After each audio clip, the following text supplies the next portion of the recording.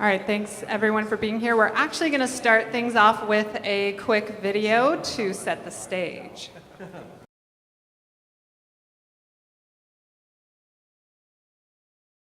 It was 11:32 p.m. when the first calls came in. A party at this Oakland warehouse, an artist's collective, was exploding into an inferno, flames ripping through windows. Firefighters could be seen breaking in with pickaxes.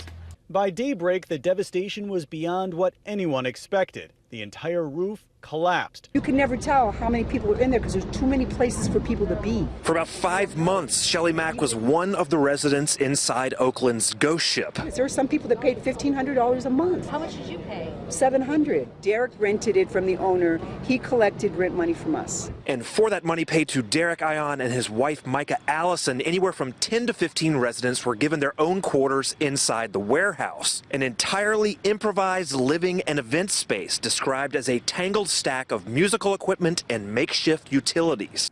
The exposures here that we had, and this was the way they were going to have to get through here. So you can see the pianos, and for some reason these individuals had an affinity for pianos. There was pianos everywhere. So you can see just out of the gate with how much smoke conditions and the survivability profile and how difficult the task was going to be. Through here, through the front, you look at this big log jam of people up front. It's because there was a large amount of art, and I don't know if you can see above the front door, but that was a fender. So the individuals had a automobile fender over the front.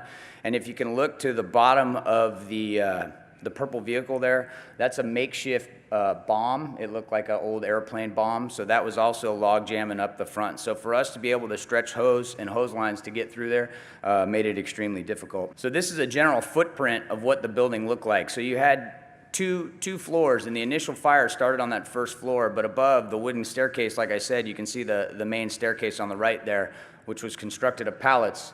One of the biggest issues was that the floor wasn't a sealed floor. The floor was a wood constructed floor, but it wasn't completely sealed. So as soon as the fire started on that bottom of that building, they started to get smoke coming through the floor. So even if the individuals got low, like we teach people to get low to crawl out, even if they were low, they were still in the worst possible area they could be for that fire. So this is the general footprint of the building. You can see there around the blue squares that 1315 was the main part of the ghost ship, and 1305 was the Bravo side, which had just a ton of materials. And from my initial arrival, could see that I was worried about this building, but I was also worried about the potential of possibly losing the whole block.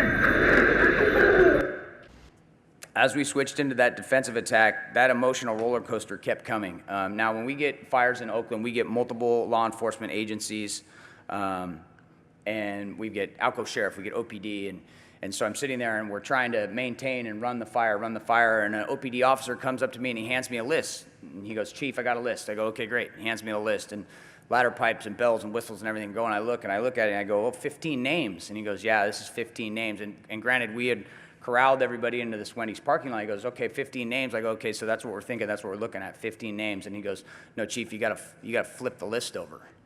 And I flipped the list over, and there's 45 more names on there. So now I'm thinking, I was like, oh my gosh, we're looking at 60 names, 60 people that are lost in this fire. So trying to keep myself focused, keep my crews focused so that they can do what they need to do and finish the task, but then also thinking about how are we going to process this? How are we going to get through this? How are we going to deal with the loss of possibly 60 people in the city? We brought the incident under control at 04:36 hours, and over the next 6 days, the Oakland Fire Department and many surrounding law enforcement and fire agencies worked tirelessly to overhaul and respectfully remove the 36 bodies that were lost that evening. Thank you.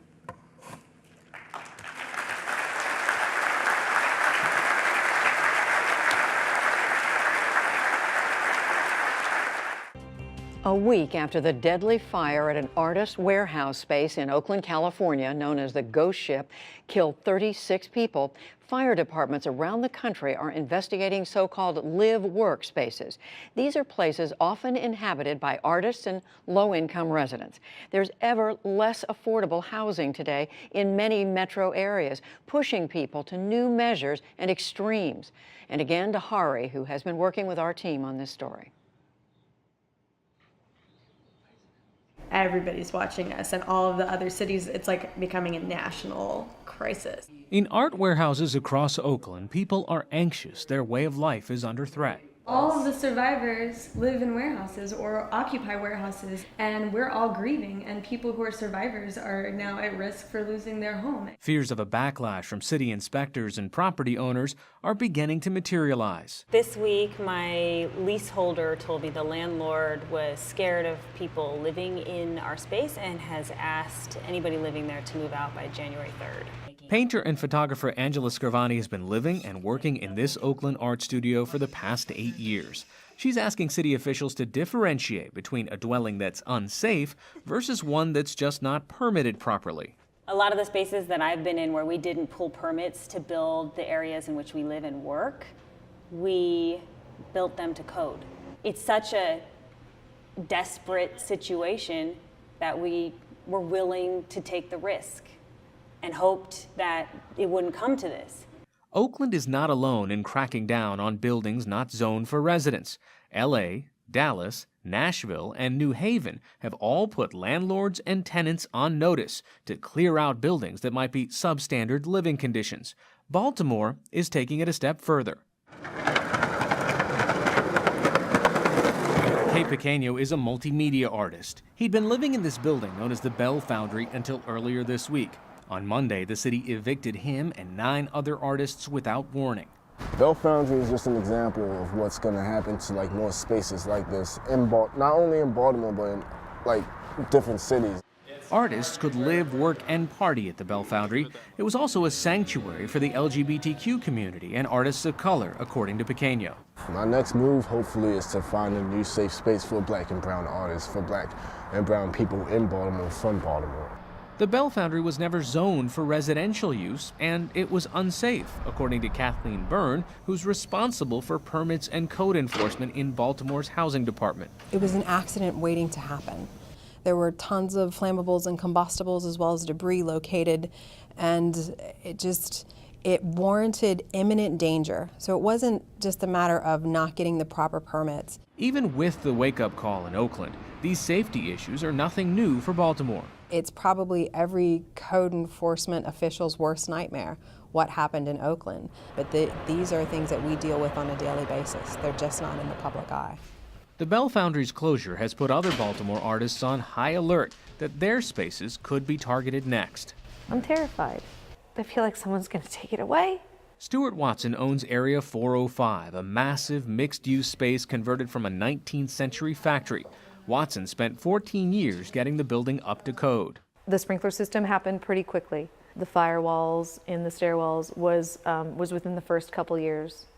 But the other things have taken time. Updating electrical and things like that has taken a long time. It's a process, she says, must be done to keep artists safe. Not providing safety for the people who entrust their lives to you is unconscionable. People trust me with their lives, and I don't take that lightly. Because many artists lack the resources to operate safe spaces, the Greater Baltimore Cultural Alliance advocates on their behalf. Executive Director Jeannie Howe. One of the most frequent calls we get is a search for space of some kind. We've put together a couple of tools that help match folks with available space. We value this community tremendously. We value these artists and we value their contributions to the city. This is the time we brought Janelle Monáe to a downtown city street. Robbie Cowell has been producing major outdoor music parties in San Francisco for 19 years. He says that if cities are serious about retaining their artists, they need to recognize that art spaces are critical. These warehouse spaces are the only places where they can afford to not only live, but pay that second rent to actually have a studio to create their work. And he warns that regulatory effort could drive artists into more dangerous spaces. Artists will find another place to make art, so I would just advise the public officials to concentrate on harm reduction over code compliance, right? It's a very big difference. That's what San Francisco does when it comes to regulating live performance spaces. Jocelyn Kane heads the city's Entertainment Commission.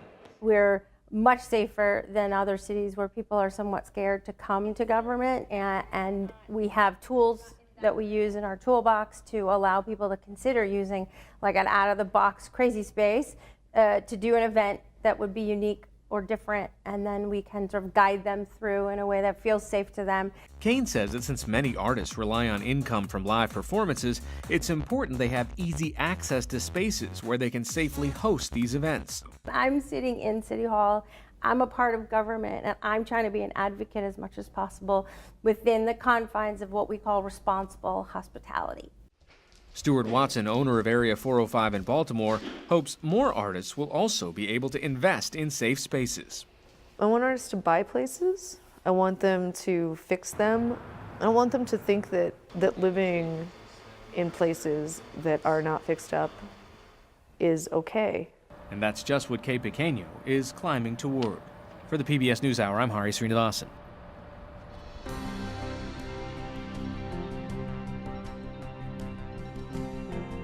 All right, so here we are. Thank you all for being here.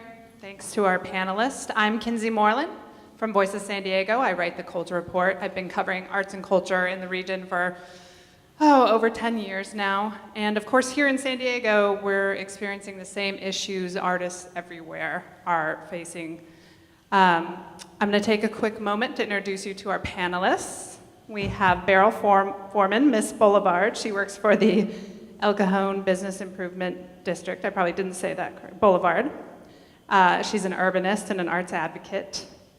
We have Kotaro Nakamura. He is an architect and also the interim director at the School of Art and Design at San Diego State University. We have Kathleen Mitchell, who's an artist who lost her studio space at the Glashaus, which is an art space just a few blocks from here. We have Jennifer de Poyen, who is a visual artist, and she's also the director of Space for Art, which is a nonprofit that's working to build permanent affordable housing in the San Diego region. We have David Malmuth. Raise your hand, David. You guys following along here? He's a developer, also an arts advocate who often involves art in his projects.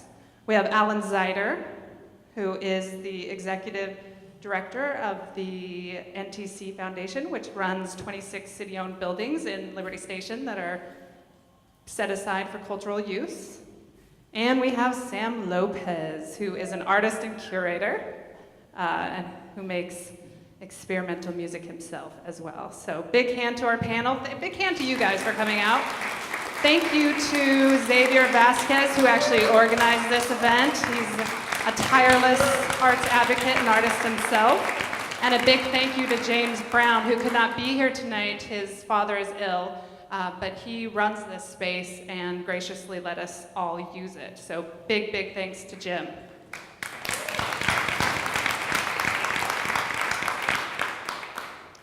So the struggle to find affordable space in San Diego to live, work, perform.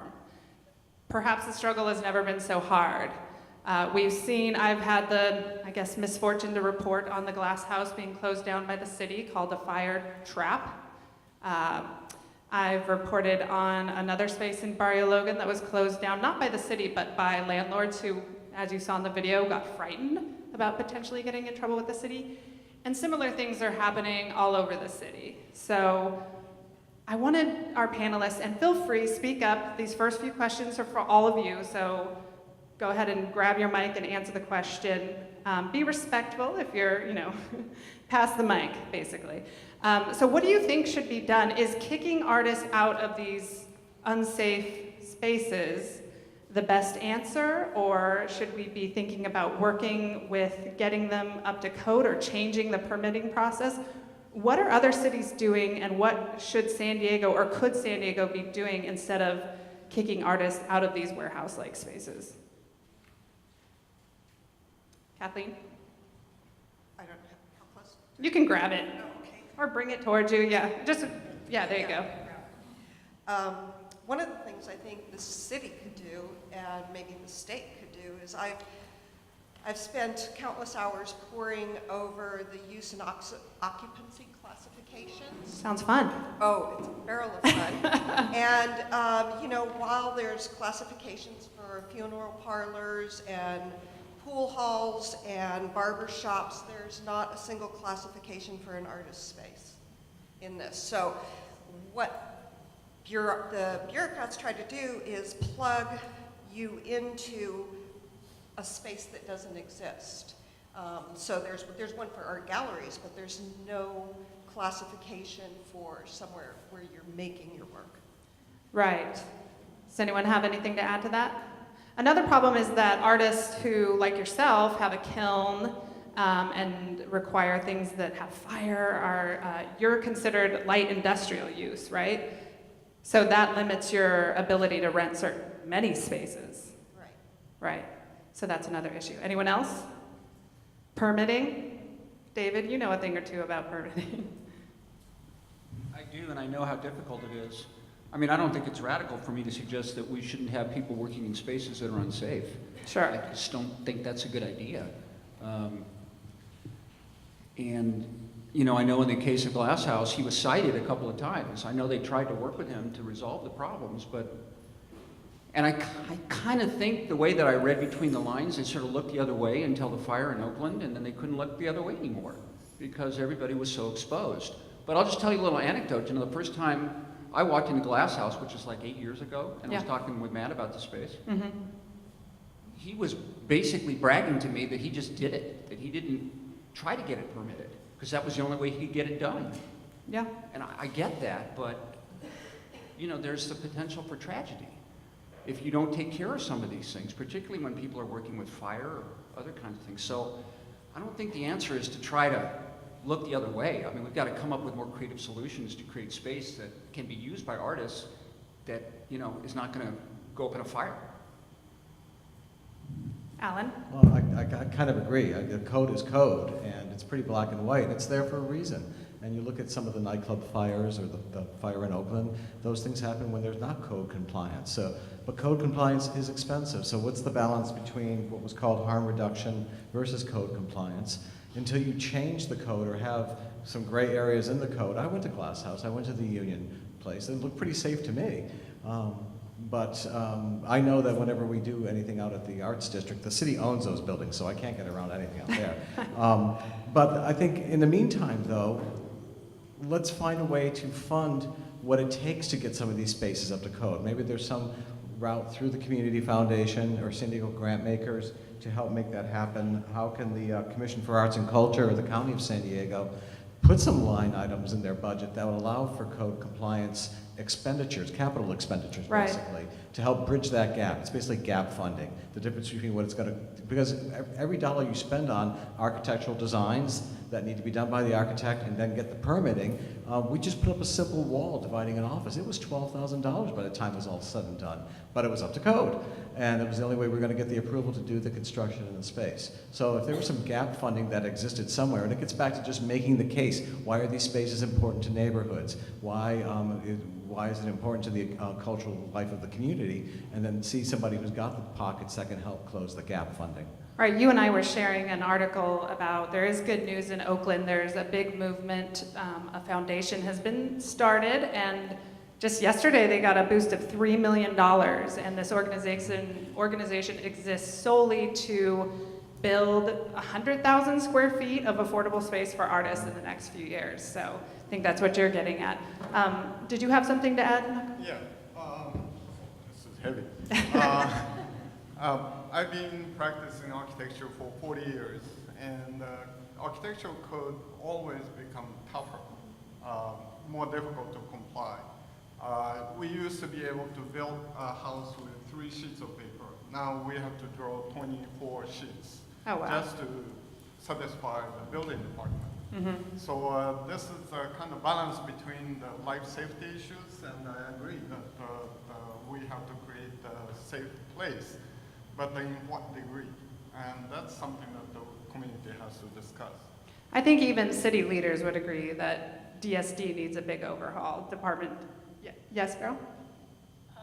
Okay, I'll just add to the conversation that, you know, just as our city is trying to figure out this homeless crisis, we're trying to look to opportunities where we house people. You know, it was a reactive decision that every city's taking out right now to analyze where these maybe unsafe art spaces are. But as soon as I saw an article about the Glashaus closing, I thought to myself, well, everybody, you know, at the city, not say everybody, but at the city we look to like where arts and economic development come together. So a more proactive approach would be like, how are we sparing these spaces, or how are we creating other ones?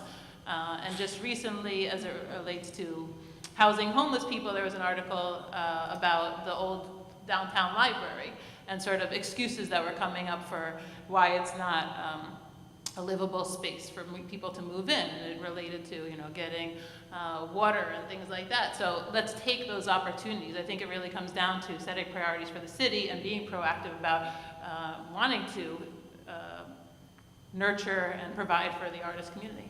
Are you comparing homeless people with the artists?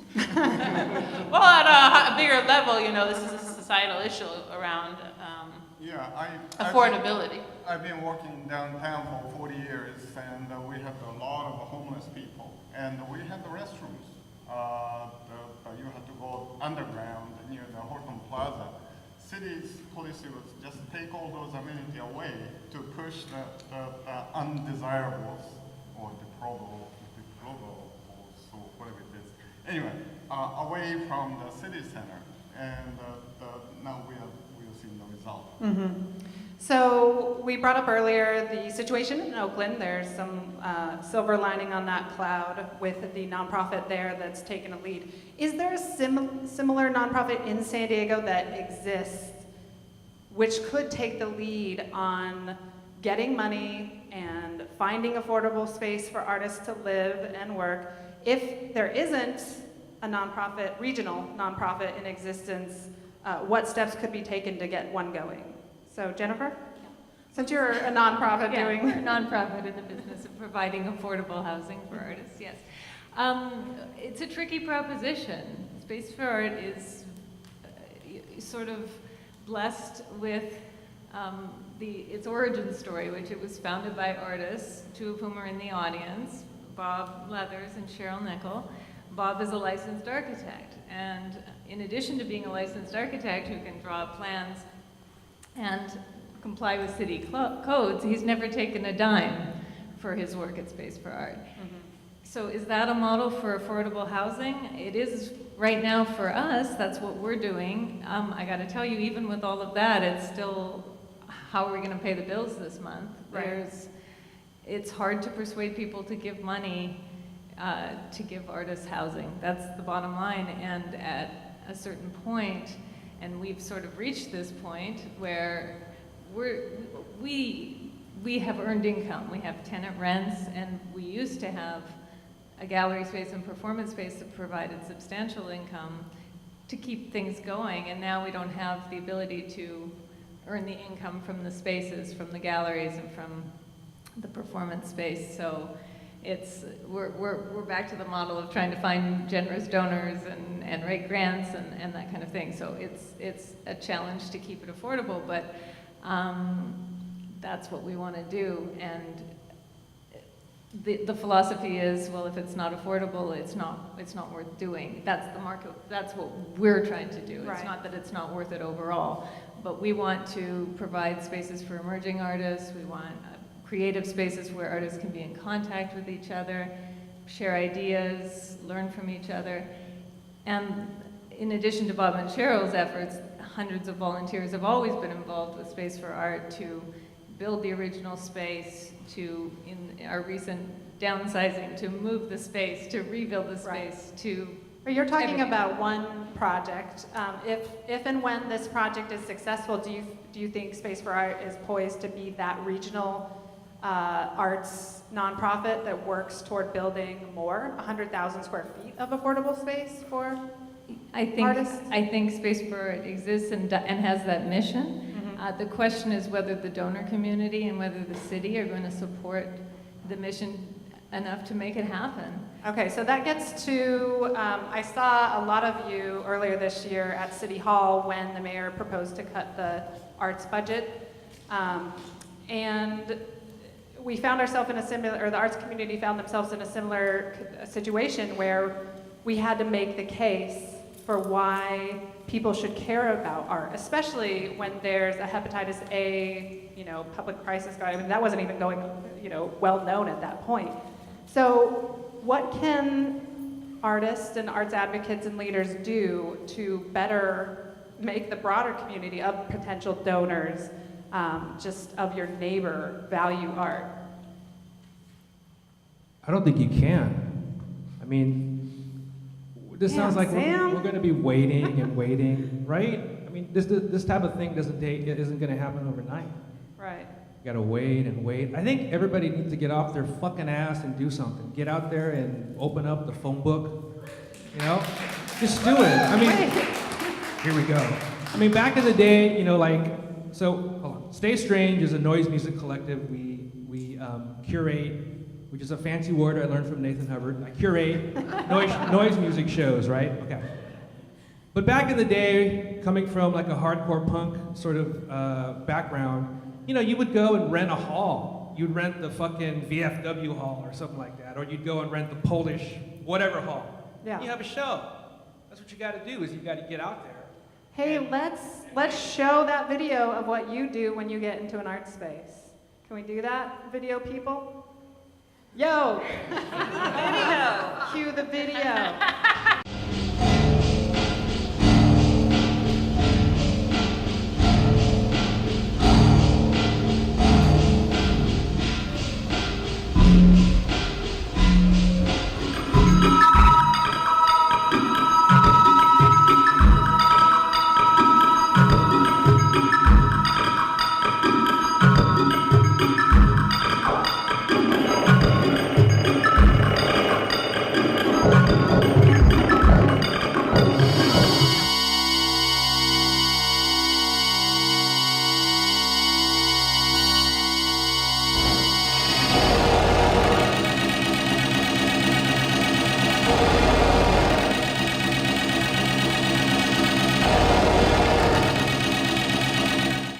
It's been great running an art space in San Diego. There's a lot of great people here. The support's been amazing.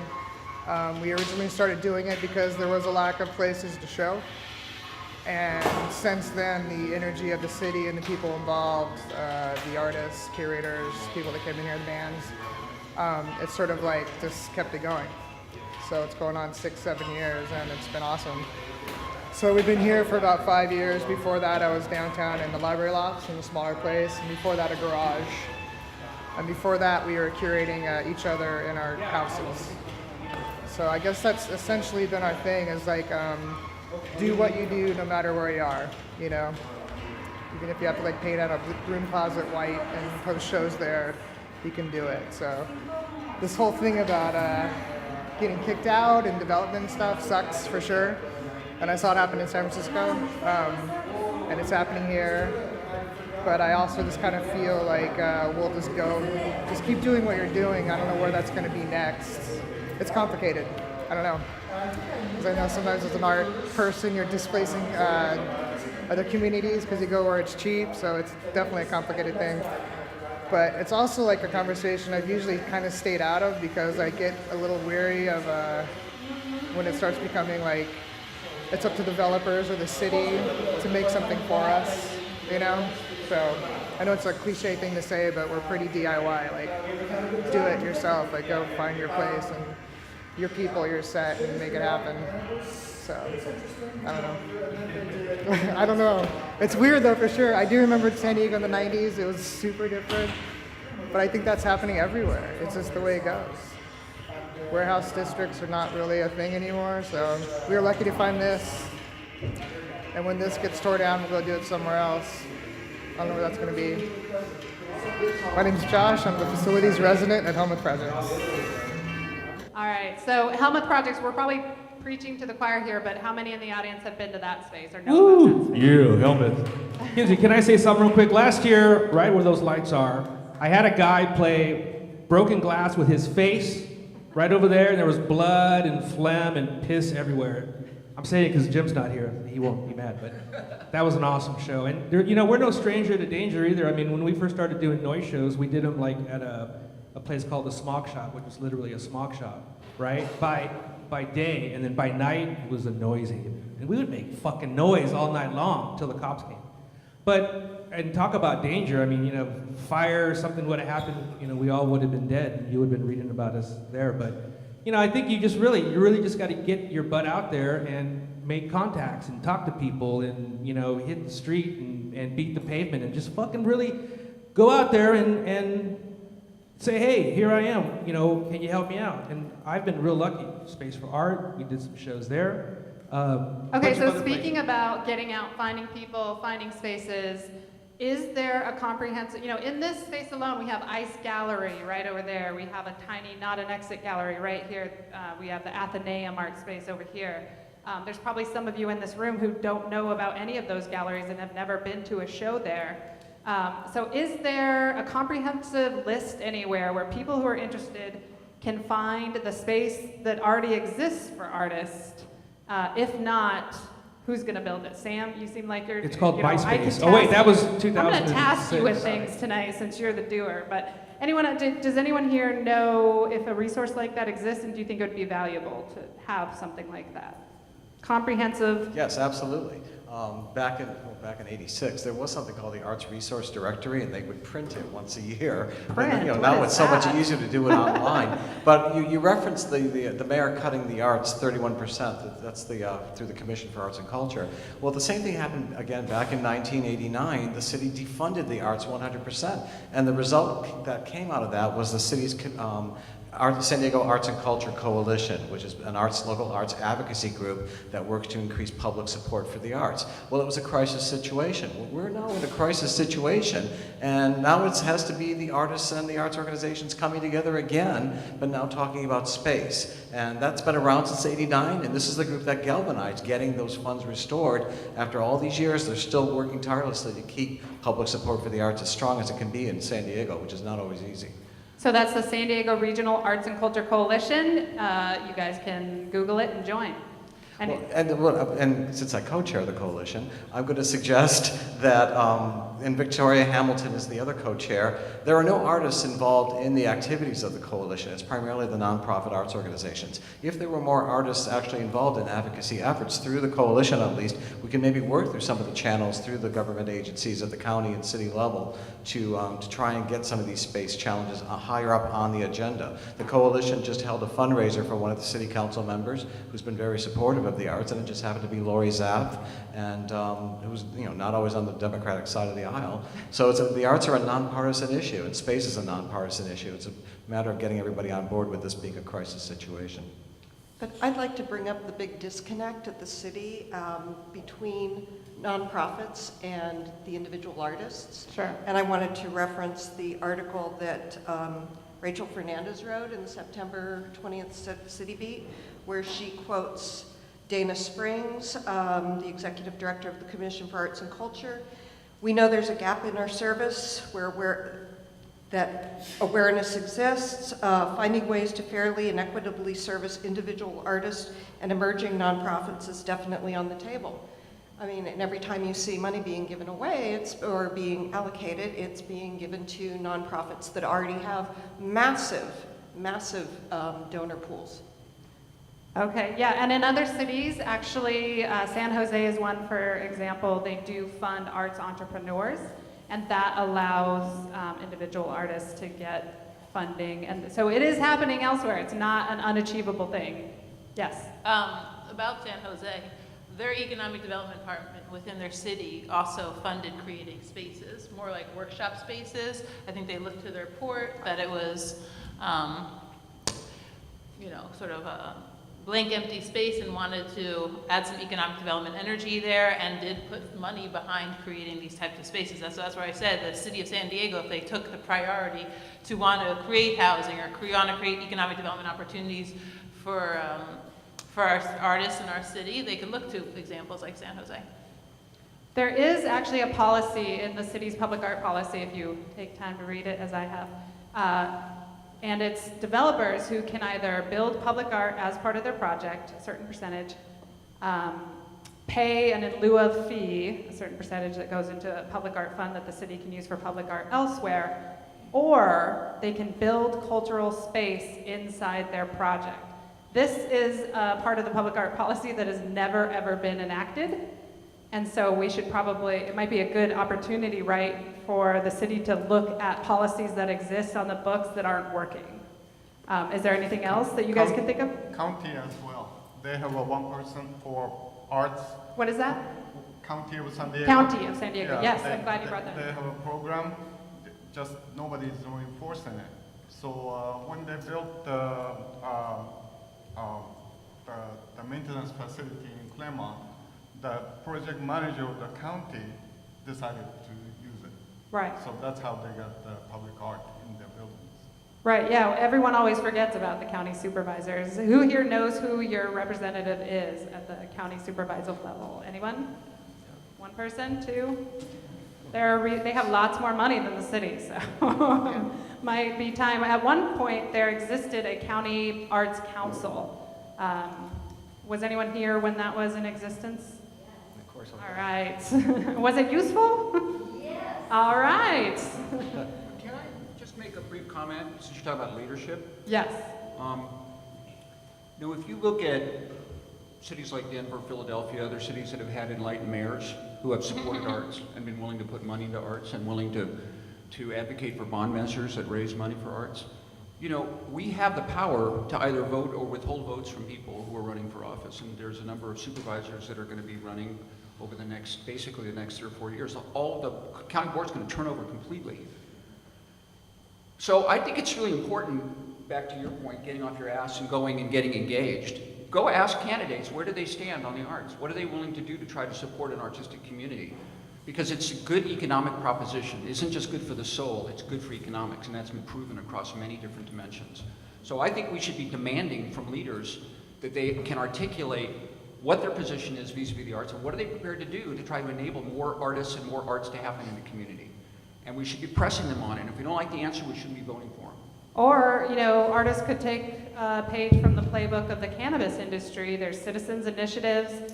What if artists piggybacked on one of the 3 housing initiatives that'll be on the ballot next year, set aside some TOT, that's the hotel tax money, to go to homeless services, because, let's be honest, artists versus homeless services would not go over well. But what if there was one bond measure, one citizens initiative that asked the city of San Diego to set aside some of this hotel tax money for homeless services and for artists? So there's a lot of creativity. The cannabis industry has done an amazing, seriously, we could learn a thing. Yes? We had the meetings for Idea 1 when you were planning the district. We talked about the critical mass issue. We don't want to have the warehouse and the artist studio in the middle of nowhere.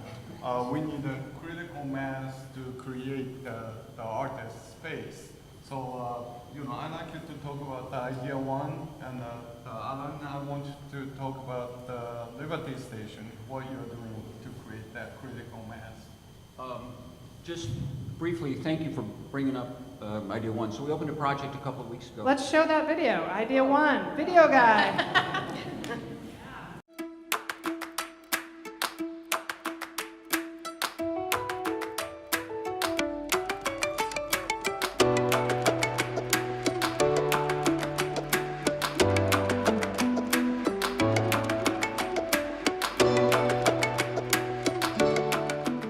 So that was the opening. We commissioned 6 art pieces and 2 art installations, and we also commissioned that dance piece from a dance company called Art in Motion. That space in the middle is called the Hub. That is a performance space. We're not charging anybody to use that performance space. Hey, that's space for artists. It's All right. to inspire the community, and we want it to be a place that is constantly changing. And as the building fills over the next year, we want that community to start to bring their friends so that there's more really cool stuff, interesting, surprising stuff happening. Our hope, oh, by the way, idea, the A in idea stands for arts. Our hope, as Kotaro said, is that we sort of set an example and other developers, other enlightened people in the community say, wow, this is really cool to have this around. We really like this. And they start to imagine ways that they can incorporate art into their projects. It's excruciatingly difficult, speaking from a developer perspective, to figure out how to put the pieces together for affordable housing for anybody. And by the way, I'm a big advocate for affordable housing for not just artists, but for teachers and for cops and for all kinds of people. We need that. So we need to do that, period, new paragraph. This project wasn't intending to try to make that sort of housing. We were trying to create opportunities for artists to display work, and all the work is impermanent, will all be rotated. We also have a gallery that will be changed out every 3 to 6 months for smaller scale work. And the Hub is a space where performance art can happen. So, but you haven't cracked the code for, your rent starts at $2,700, so you have not cracked the code for providing. We have it on Idea 1, but let me just briefly make a pitch for the next project, which we're trying to create what we're calling attainable housing. The project has on-site affordable, and that's 11%, but the rest of it, we're trying to bring the cost of a 1 unit in downtown down about 20%. Through being really smart about how we build it and getting a great ground lease. The site is owned by the San Diego Community College District. Working with the city to try to put some of those fees, which are high, trying to put them in the project so they actually add value.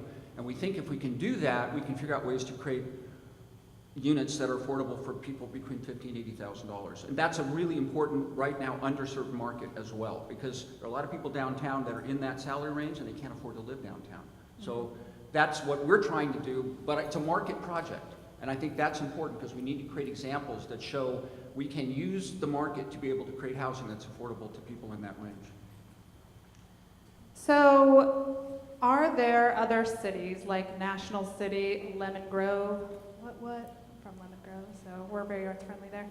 La Mesa, National City, Tijuana. Are there other cities nearby? Should we just give up on that? Kathleen, I know you and other artists from the Glashaus and from what is the Barrio Logan space?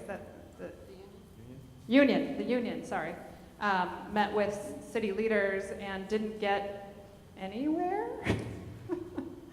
So should we be moving to other cities? And I have. I've met with the Arts and Culture in Chula Vista. I've met with the Chamber of Commerce in National City. I've looked at spaces in National City. So yeah, we're starting to look other places that may possibly be more affordable. We haven't found one yet, but we're still plugging away at it. And we just decided that, we had to broaden your search. We had to, yeah. People are also looking in industrial parks. Beryl, you just spent a month in a self-imposed residency in Tijuana. What are rents these days? I lived there and my rent was $200 a month, and that was in 2006 to 2009. So I know rent has gone up. The space I used to rent in Tijuana is now $400, so it's doubled in that time, but it also was approved. So I don't know, what are you paying in rent in Tijuana these days? Well, a couple of months ago, I took the opportunity to teach at an architecture school right downtown Tijuana. And it was on Monday morning, so I preferred to, instead of beating the traffic on the trolley, to get down there on Sunday. And it was very affordable. It was $25 a night. So, it's also, as an artist, I think it's a unique challenge to live down there and really see yourself as more of a person who embraces this cross-border community. If you look to artists like JR's piece, Ai Weiwei has taken an interest in the border region. I definitely do think that local artists should take the opportunity to see Tijuana and San Diego as a unique environment, and Tijuana is a lot more affordable. You know, it's also on the trolley line, so, you know, crossing can become a simple opportunity. Anyone else have anything to say about that? Well, I just want to say, I feel like artists are always beggars at the table, and David sort of beat me to it, but I mean, there are studies that show that that the arts have an enormous economic impact on communities, much greater than, you know, like football stadiums. And why do people not care? I don't know, but maybe if we all just keep saying the same thing over and over to the right people or to everybody, maybe if it'll artists started start tackling to sink each in. other. What's that? Maybe We should if start artists- tackling each other. Wearing spandex. I think Sam tried that. Yeah, we could make it a contact sport. But yeah, I mean, other cities, sure, artists can always move somewhere else. Is Manhattan a lesser place because all the artists are living in Brooklyn? Kind of, but you know, it's nice if you're a tourist. So the question is, are we trying to appeal to tourists, or are we trying to build a city that we all want to live in and benefit from? I mean, we work with students, at-risk students, on our community projects, and we give them meaningful opportunities to engage with the arts. They've shown that even passing engagement with the arts helps improve civic engagement across the board. It improves communities. Cities should be begging artists to be in their centers, creating economic opportunity and improving the lives of citizens. So how do we keep saying that to the people who matter, and getting the right people elected? Like David Alvarez is a big supporter of the arts. He's on the city council now. He is running for county supervisor. That would be someone you might want to, you know, talk to, find out where everybody else is. As we said, they're turning over. This is historic, actually. You know, San Diego is a city of neighborhoods, and there should be arts organizations in every neighborhood, but it's not always intuitive to the people doing the planning in the neighborhoods and doing the community plans, or even the businesses in the neighborhoods, why having arts in your neighborhood matters. And I think having somebody write the case statement about why the arts matter in San Diego, why it should happen in your neighborhood, why it should be in your school, you've got to tell these people this, and you've got to keep hitting them over the head to the point where finally they'll start repeating back some of the things you say. But it's not intuitive to these politicians. These politicians are not generally at the opera or the symphony or even going to any of Sam's performances. So you know, we got to find other pathways to have the arts message resonate with them. And getting back to this, you know, figuring out this asset inventory of what does actually exist out there and what's needed. And I think the business improvement districts are good portal organizations because they're so locally based, and you can sort of tell what kind of buildings are in some of these neighborhoods that could be ripe for development. There is a group up in Toronto that's been around since 1986. I think it's called Artscape, and they're basically real estate developers for the arts. And they've been building a lot of different creative spaces, and I'm not sure about the affordability of it. I have to do more research, but they've been around since '86, and being a real estate developer for the arts, they've made a go of it. Okay, I'm gonna do some house cleaning. You guys in the back, I reserved these seats for you, actually. I'm not kidding. Come on up. I reserved seats for latecomers, because I'm rad like that. Also, we handed out a survey at the beginning of the talk. So please be sure to take some time, fill that out, and hand it in to the volunteers at the front table. Can I comment something? Yes. Kind of following up Sure. the value of arts. Because I'm running a school and I have 700 students, art students in my building. I'm very sensitive about the health of art education. Something happened in 2008. Economy crashed, and everybody became very conservative, and parents are hesitant to send the young students to art department because they don't see the occupation on the other side of the school. The other thing happened was ISIS and all those conflicts, and everybody became very scared. And the society itself. So I feel that the artists are under siege right now, and we have to do something about it. One thing that we are doing is art entrepreneurship, and creating the path for students to succeed after they graduate. It requires some kind of a changing philosophy that make something and the sell business model into we are in the business of creating culture. And so that includes the objects, paintings, and glass work, and such and so forth. But also includes the placemaking and the business activity and all those other things. So I think it's time to rethink what art is. All right, let's talk about our schools, because San Diego is a place. We have San Diego State University, we have UC San Diego, we have USD, we have all the city colleges, and depending on who you talk to, the San Diego art scene actually started out Southwestern College. If anybody here is into the long-time San Diego art history. So a lot of the art that happens is happening on campus. However, these campuses exist in a bubble. I hate going to them because I can never park and I get lost. Let's show the UCSD video guy.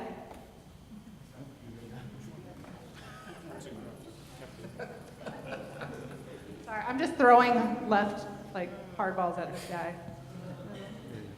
You can do it, though. I have faith.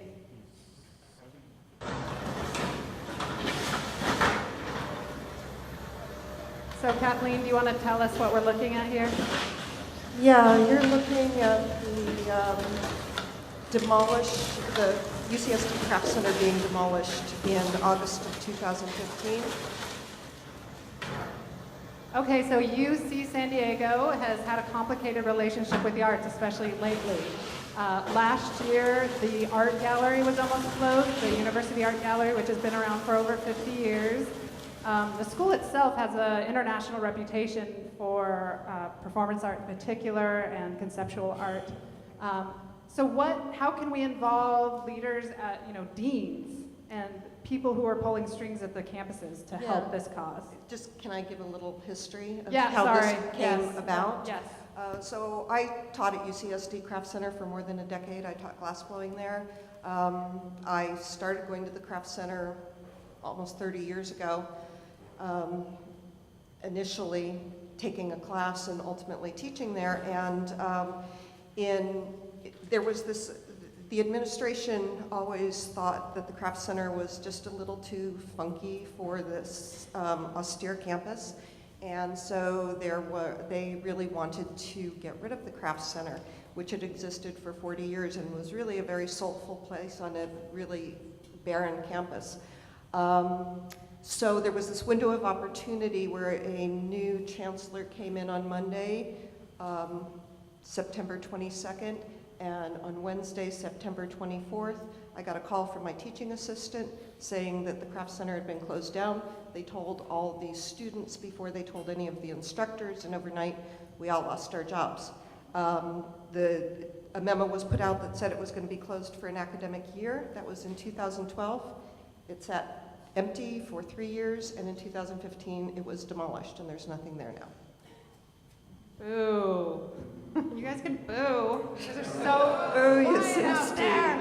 I promise at the end of the night we will do Q&A, so hold on to your questions, and I promise we will get to them. So again, what can we do? What can universities do to help this? Beryl? Well, with that list of universities that you just mentioned, I just want to say that I happen to work with students and faculty from every one of those local universities in San Diego. Through my role with the Business Improvement Association, we lean on student work to support, the needs of revitalizing El Cajon Boulevard, and that very much relates to enhancing public spaces. And so that's kind of what's guided me towards placemaking.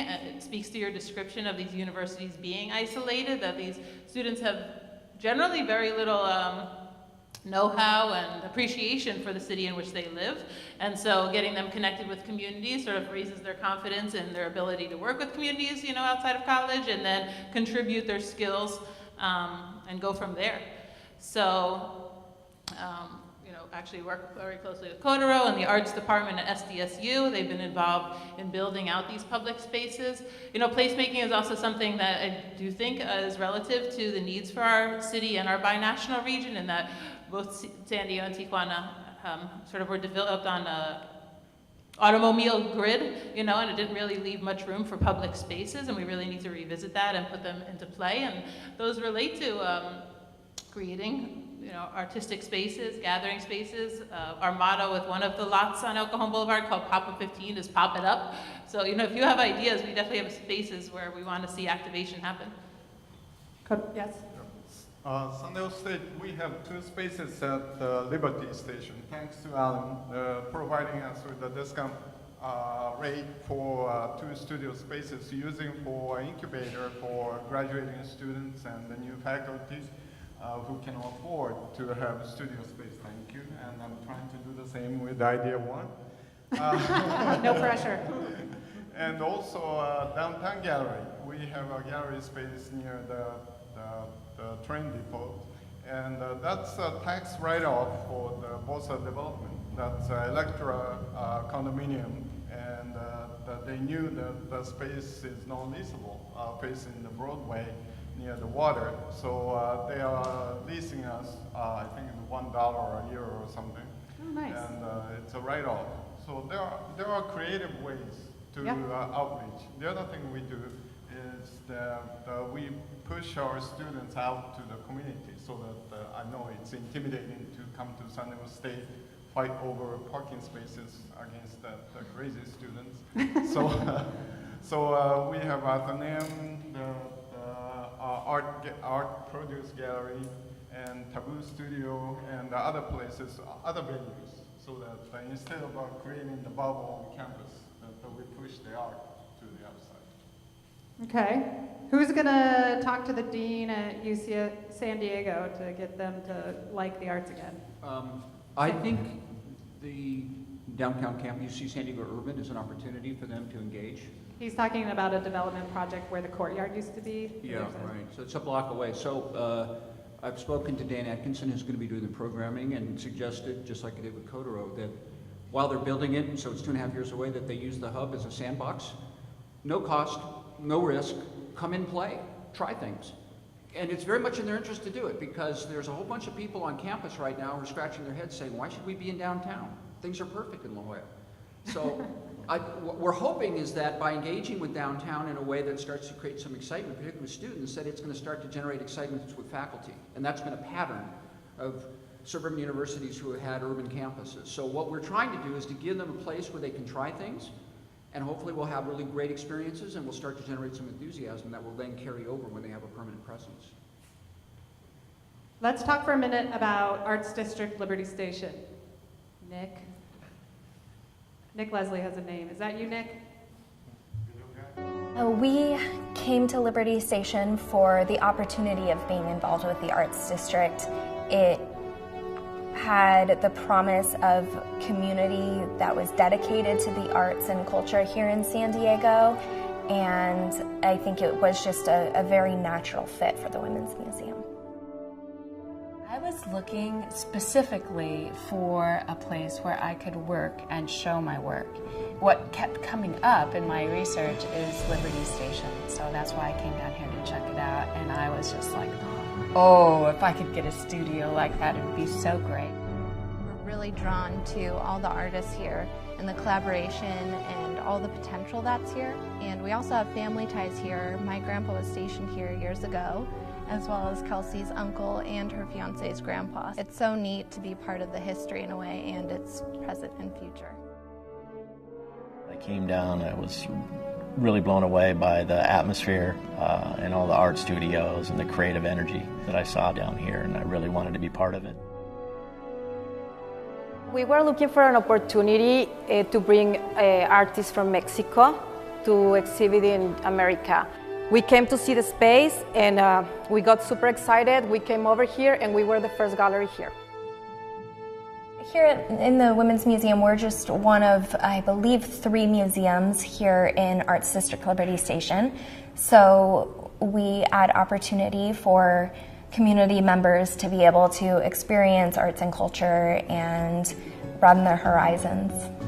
Because it's a place where I can work in the same room where I show my work, and I actually like that because that way when visitors come and see my work, they see my process as well, and I think that the process of making art is part of the finished product. All right, so I do love Liberty Station. I go there a lot with my kids, but Alan, I also give you a hard time about how expensive it is off the lot.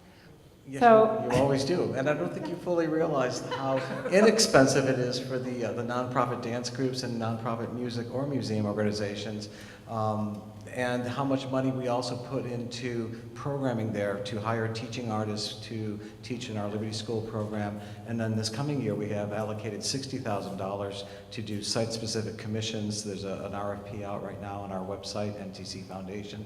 It took a while to get there. This has been basically renovate, operate, decorate. These buildings that the Navy gave us were no gift. It's cost us about $85 million just to renovate the buildings to get that certificate of occupancy from the city. We still have 10 more buildings to go. And I'm hoping that I'm there long enough to finally see the building's cash flow in a way that we can put more money into programming and into the pockets of artists, and also subsidize more spaces like we're doing for the SDSU students. But it's a challenge. I mean, if we could make space cheap, we would make space cheap. Space is not always cheap. but for the next 10 buildings, could people advocate to the city or county to give you more money so that there could be a cap on rent? Possibly. I mean, I actually have been meeting with the city about a chunk of money for one of the big buildings that we have to renovate. It's 41,000 square feet. This would help us put a 300-seat performance venue in there. And as I've told some folks, there really is no good 300-seat theater in Mission Hills, Hillcrest, Point Loma, Ocean Beach, Mission Beach. This would be a great regional draw and bring more people down to the arts district. And we're more than visual arts. We have a lot of dance groups and art music organizations as well. Can I add something? Yes. I'm a self-employed artist, and I can't afford $3 a square foot, and that's what I'm quoted at Liberty Station. And so the nonprofits, the dance groups, the theaters, that's a good fit, but the independent artist is not a good fit in Liberty Station at those rates. And I agree. I'm a nonprofit organization. I would love a 3-bedroom condo downtown, but I can't afford it either. So, I mean, it's just that market over there is not conducive to big warehouse type of spaces that are really cheap, unfortunately. But it creates a very sterile arts community. Arts communities, in my experience, sort of grow organically. You know, artists find one another and create spaces where we're comfortable working for one another.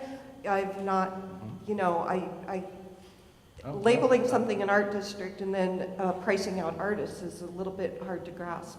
Well, it's 100% occupied, so I can't say it's not working in all areas.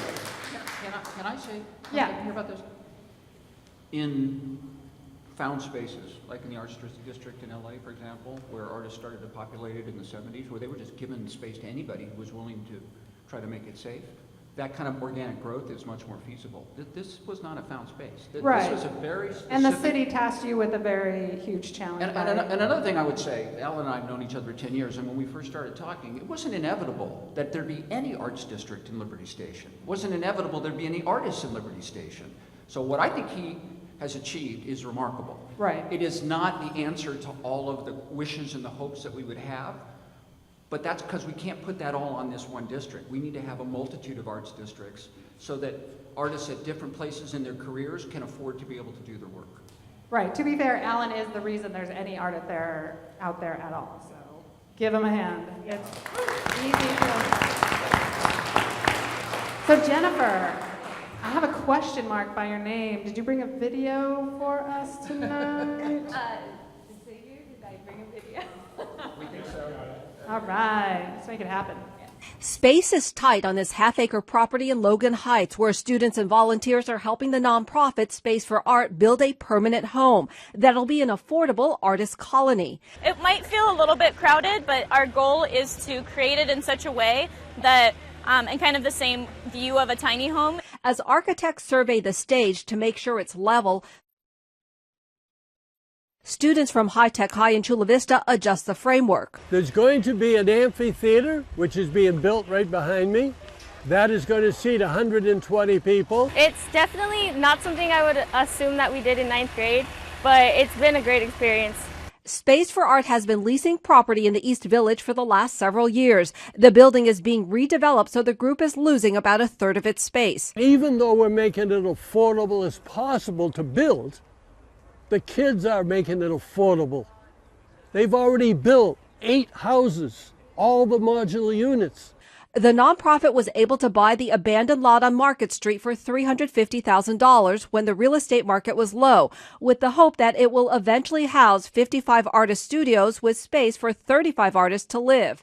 And when students and volunteers finish the temporary amphitheater at the beginning of June, it'll be used for performances and outdoor space for local artists. The biggest challenge for the Art Center is raising enough money to finish this facility. It'll be at least a few years before artists can live here permanently. In Logan Heights, May Choa, NBC7.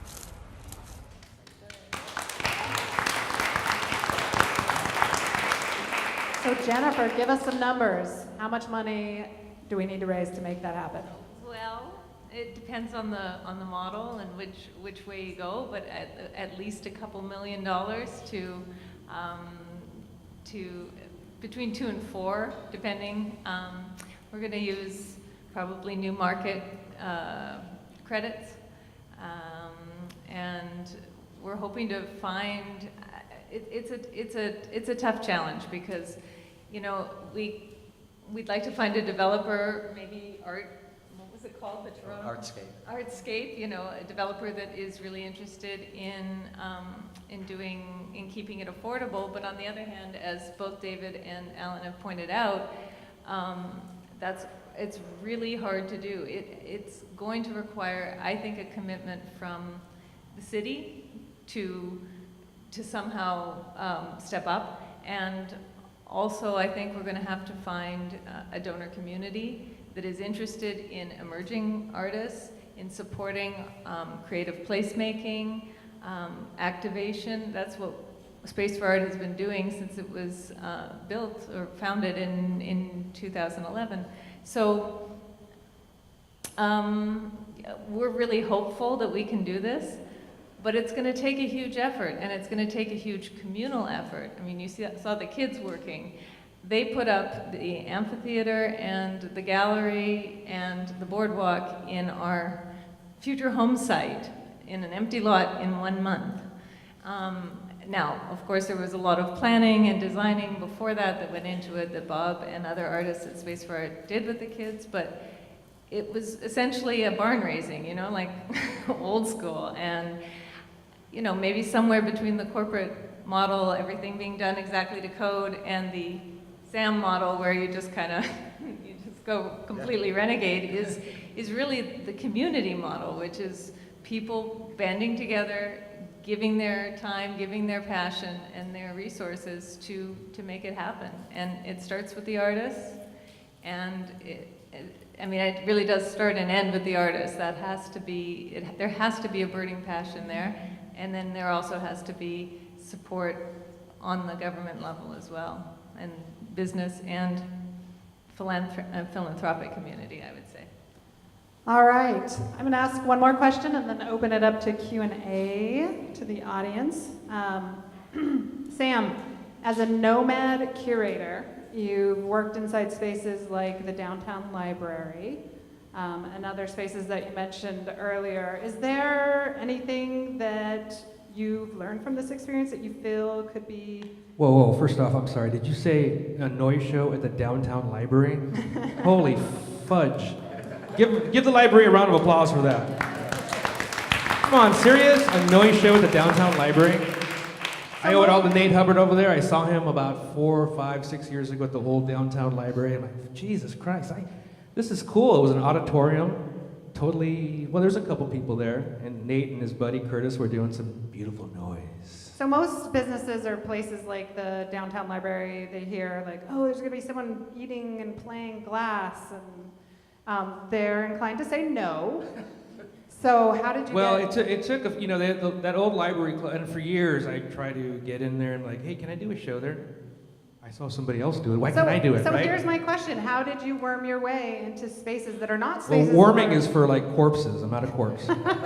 How'd you do it, bro? But I was determined, homegirl. All right. And what I did was I kept going back and I tried to get a dialogue with the library or anybody really in this instance. It could be, you know, your next door neighbor's bookstore, which is another thing we've done. But you just got to be very determined and have a good communication and say your yeses and your pleases and your thank yous. It's very important. My mom taught me well. If you're a dick, you're going to get the shaft, bottom line. But if you're really nice and you say yes, thank you, and please, and may I, it works, right? So that's what happened. And then a couple years after just trying to be very determined and try to crack that nut, I got an email and it said, "Hi, I'm from the San Diego Library and my nuts dropped." And I said, "Whoa, yeah." Without even, you know, reading it, I answered, "Yes, I would." And so they went back up and we had our first noise show at the Valencia Park Library and people loved it. They freaking loved it. They wanted something new, something that would just revitalize this old, warmy corpse. All right. All right, a big hand to our panelists.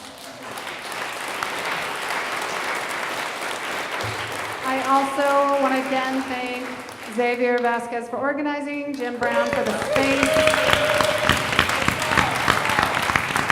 Andromeda Breeze Bradley, Space Time over there working the video, Alex Negron and Nick Lesley, Francisco Emmy, Anthony Vasquez, Culture Change Consultants, Charlie Bradley, Entertainment Services, Richard Gleaves, are you here? I can see you there. Oh, there you are.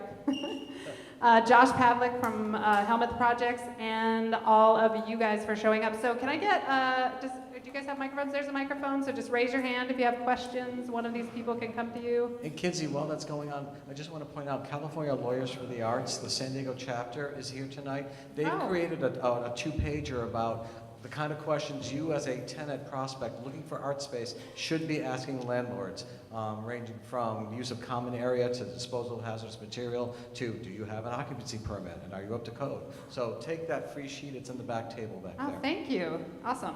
All right, first question. Okay, hi. So I'm Rachel Fernandez. She mentioned me. I've been trying to write some articles about the art scene here. Kind of came in as an outsider because I've been away for quite some time, so it's been interesting sort of uncovering, you know, what's going on. As I'm listening to this, first of all, I think this is an amazing event, and the fact that everyone's having these conversations is huge and needs to keep happening.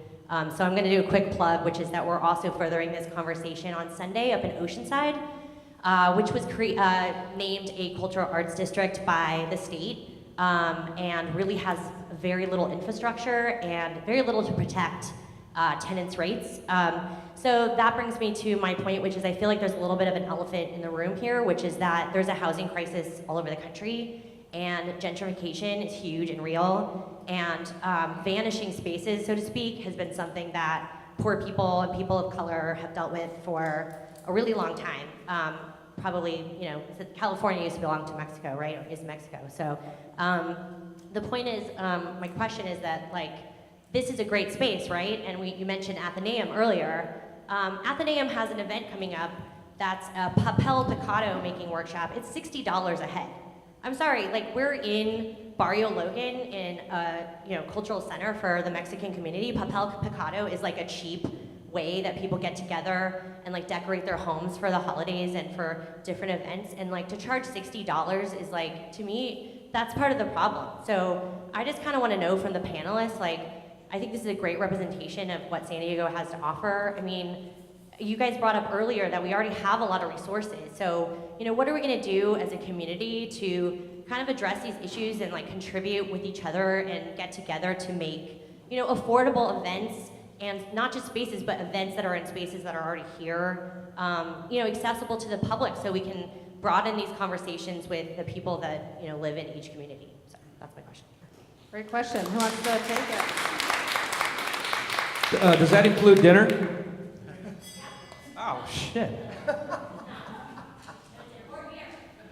So how do we keep, you know, things from like the $60 workshop from happening, or how can we expand the arts audience, which is, you know, getting older and richer and less colorful? Anyone? It's a hard, I mean, that's a hard question. Well, look, there are really good models that have emerged in East Village between Silo and Courtyard. You know, those were good examples of tactical urbanism. And, you know, Kotaro has got a focus in his work on trying to figure out how do we use creative placemaking in a fashion that enables performance to happen, art to happen, that isn't always so precious. Maybe it's temporary, but that's okay, right? Maybe that's a way of lowering costs.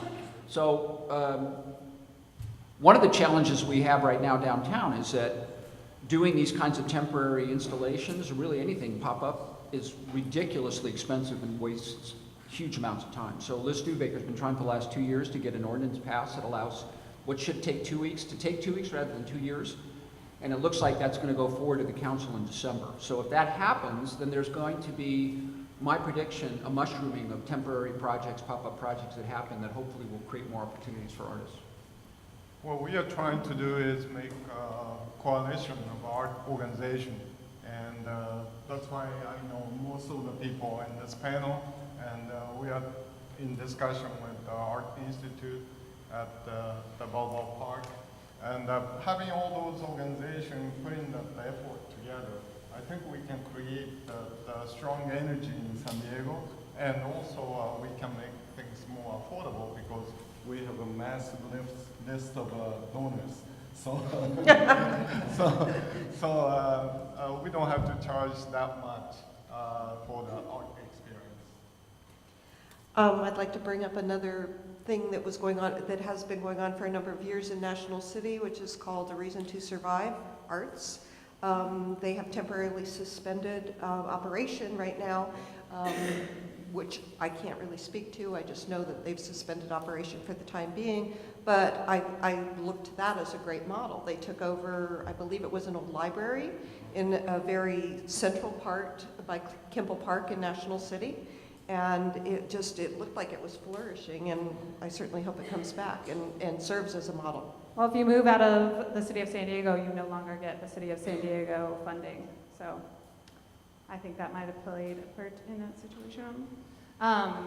Also, there's a lot of grants right now, or not a lot, but you know, in 2016, I wrote a story about how lots of the bigger arts organizations are getting grants from like the Irvine Foundation and some outside entities that specifically task arts organizations with doing programming that's affordable and accessible and in places where people live and work and in communities of color. So, I mean, that grant though is going away. The Irvine Foundation is pivoting and doing something else now. So, I don't know. It's a hard, yeah? I do think the trend around placemaking and looking out, you know, to the outside, to the public space, should be well embraced in San Diego because of our weather. It took us a long time to even sort of legalize getting outdoor seating in front of cafes. So it kind of goes to show how sort of backwards our thinking is in the city. But ultimately, yeah, our infrastructure is old, and that's where kind of placemaking comes into play for people to participate in what they want to see become of it and then play that role in it and make it a much more inviting space. Also look to vacant lots and, you know. And people can see one that you've had a hand in at 44th and El Cajon. Is that so my recent line is that I have lots of lots. So recently we got a lease from the city at the 15 in El Cajon Boulevard. That's the one that's really popping up. So if you have ideas, our rents. And the last time I was at your place, I took there were free salsa lessons going on. So it is. Yeah, so we're activating it. The other one is Fair 44, where it's also more mission driven about offering people who maybe work in the more informal economy to get a business off the ground. There's even a pop-up shop that Kotaro student designed, so you know, artists, retailers could rent it for a day, a weekend. Those are the types of opportunities I think we're lending to the creative community. All right, next question. Where's the microphone person? Okay. Hi. Oh, this is on. Okay. I'm Jonathan Bewley with the Snapshots Foundation, and I just wanted to comment. I think that the reason why there's so much, there's a sense of urgency is because developers are seeing the gold rush. And every space around town I see is either for sale or in development. So first I want to thank Sam for setting a great example with pop-up events. things that you can do right now. Sam sets a great example for all of us. But secondly, I think that maybe it's time to start thinking about development spaces, industrial spaces that the city could set aside as a performance art space, just like what's happening right here. You know, this was an industrial space, and we're benefiting from the charity of the owner to be here. So I would just say that seems like the middle ground. You know, there are spaces that will be abandoned. Will the city become a partner and set aside certain areas in different communities around San Diego so we can have, you know, spaces in the community for performances? And if you could comment on that, that would be great. Thank you. I have a comment. Any enterprise that assumes that the city is going to step forward and take leadership is doomed from the outset. I mean, that's just the reality. This happened because Jim Brown wanted to make this happen. And he was smart enough and tenacious enough to figure out how he could put together the partnerships, including the city. I'm not suggesting the city is not motivated to want to do the right thing. It's just that it's not typically in the DNA of people working there to take leadership on projects that entail a lot of risk. And these kinds of projects take a lot of risk and a lot of guts to make them happen. So what I hope to do is to empower people who want to make crazy projects like this happen and give them the skill sets that they can go figure out ways to get it done. And be smart enough and create the kinds of collaborations and partnerships that allow these projects to be successful. Downtown Johnny Brown's is vacant. It's owned by the city. No one wants to lease it. They put out multiple RFPs and there's no takers. So maybe it's time to approach the city and say, hey, how about it faces the plaza, the Civic Plaza. There's a performance space right there. Rip out the bars and well, you can leave the bar. But rip out the seating. Like, you could do something cool. I actually requested from the city a list of all vacant city-owned property, and they can't provide that. You instead have to go to the city's real estate office website and look at the outstanding RFPs and compare that with a map and put the two together. I was lazy. I could have done it myself, but I didn't. But yeah, so anyway, you could look at what resources are there. Next question. Richard, you're louder. So 2 quick data points and then a question for the panel. Kathleen, about 6 months ago, the Union Trib had an article about a massive new building construction at UCSD campus. And in the middle of the article, I was realizing I was reading the description of a replacement craft center, which is, it's gonna be new and high tech, it's gonna be more like a maker lab. They talked about building surfboards, but it was several thousand square feet. Didn't say anything about the old craft center, but it's clear they've had it in mind all this time to try and do something similar to that. So there's that data point. Kinsee, I'm an alumni, so I get the alumni magazine. Another article talking about how they're building like crazy, and it was an extensive article about the future building there. It had quotes from the chancellor saying, as soon as we get our trolley, we are going to turn ourselves into a cultural magnet for the whole city. So they know exactly what they're going to solve with the parking problem as soon as they get that trolley extension, and it sounds like they're going to reorganize their programming to invite the bigger city to come in and use it as a culture center. So second data point, question for the panelists to follow up with the earlier question, especially with Kathleen, because she's looked for space, and also I want to know from the developers, what is the big demographic trend at this point? Because this talk is about vanishing space.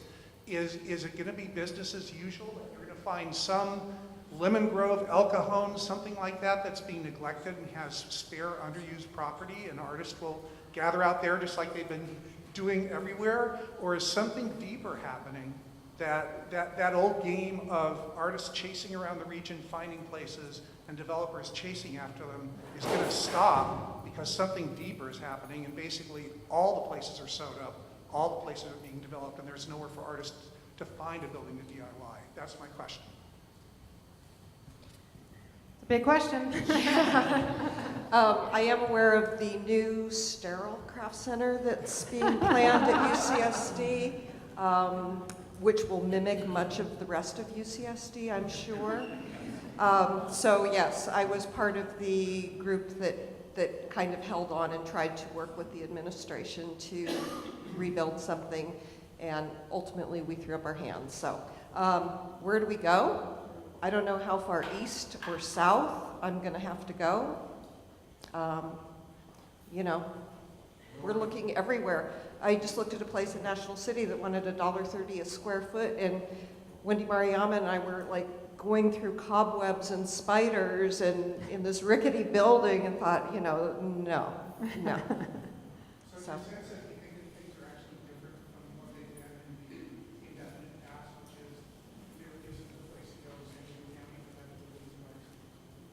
I think there might be a place to go in the county. I'm pretty close to giving up on the city. Well, we are looking to shopping malls.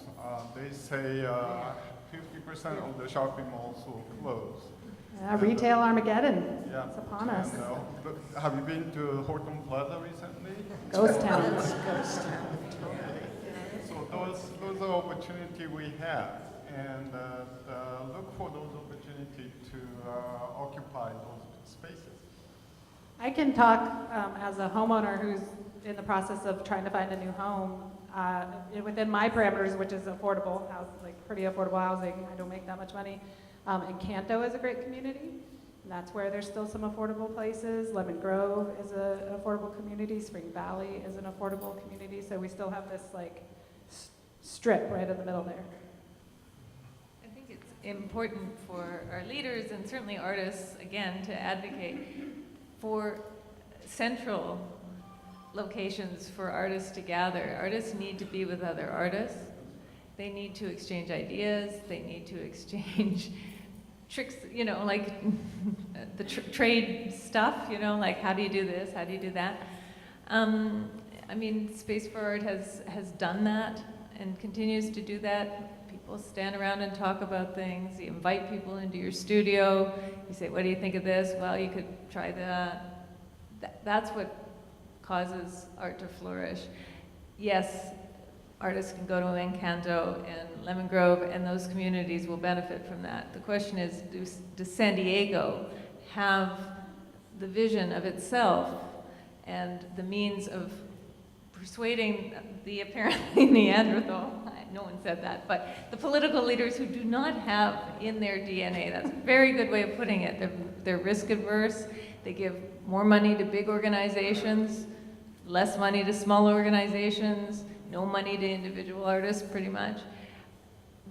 How do we change that other than to continue to gather in central places, make noise, and work together to keep making space for art? You know, Mark Quint has shown us how you don't need a central La Jolla location to have a thriving art gallery. His gallery is now in an office park on Santa Fe Street in a dead zone, but you know, he realized that no one walking by, foot traffic is no one's gonna walk in and buy a $10,000 painting.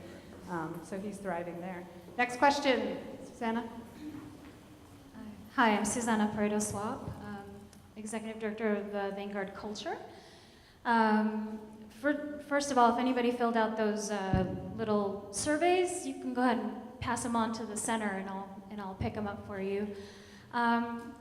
What I find really interesting in San Diego, and I've lived a lot of different places around the world, and what I've discovered about San Diego that it's pretty unique to this town is that arts organizations and artists tend to work in silos here. So you have, visual artists that don't hang out with museum people, and museum people don't hang out with gallerists. You have theater people that don't necessarily hang out with dance people. You have the film community in their own little world over there. And so that was sort of the impetus for starting this organization, which was to try to create a virtual space that would introduce all of the wonderful creative activity happening around town to one another so that you could share resources, collaborate, be inspired by one another's work. And so in these years of arts advocacy and arts programming that I've done, which has been about 20 years now here in San Diego, I had the opportunity to actually work to help transform that building that used to be a reason to survive space. I was working for the city of National City at the time, and They wanted to they got a $10 million grant to build a beautiful new library, and the old building was just sitting there. And it took about 3 years of advocacy, putting little notes and little, flyers of information about the impact of the arts into all of the city council members, folders, and every time they would speak about the arts, I would write a little thank you card and say, thank you for speaking up about the arts. And they wanted to turn it into a rehab center. They wanted to turn it into office spaces for rent, obviously all these income generating sort of opportunities. But, I stuck with it, and eventually they kind of came around to this idea.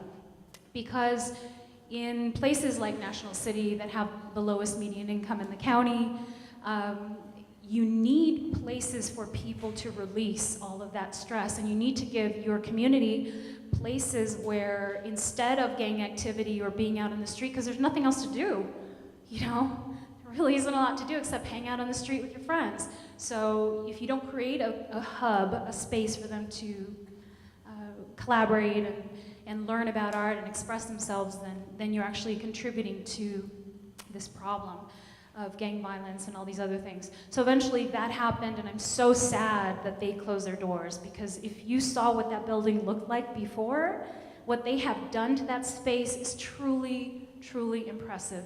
I mean, I don't even know if it's like you can walk in anymore, but it is beautiful. And that was all done through the hard work of students, of their own students who are, dealing with parents who are in jail and lots of other really terrible issues, homelessness and things like that. So I'm really, really proud of what they were able to accomplish in terms of the programmatic transformation of the area, and also the physical changes that they provided for that building and for the community. The city actually benefited a lot from their presence there. They used those same students and aspiring artists to create murals all over the city.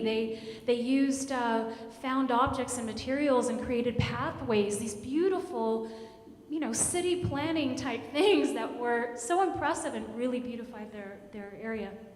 So lastly, I think that I'll go back to the big problem here, is that I think it's really misguided to think, and this is a tendency here in San Diego. I've been doing this for 20 years. I've seen this happen.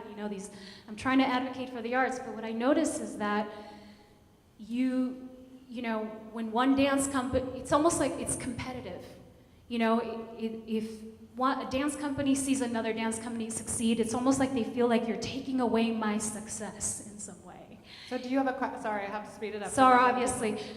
So I think what I'd like to get from this panel is, what do you think your organizations could do to encourage creative collaboration across the board, so that you're not just focusing on your own particular area of expertise and sort of elevating San Diego's arts and culture as a whole, if that makes sense? I think that requires cultural change. What we are doing is actually San Diego State, very fortunate the university recognized the value of arts, and putting a lot of energy and communication and fundraising into arts. And so that's a fortunate part. We are inviting Nick Cave to come into San Diego and give a lecture in October 25th, next year. But with that, we are creating a three-way collaborative courses, arts, dance, and theater, the costume making, because Nick Cave is the guy with the sound suit.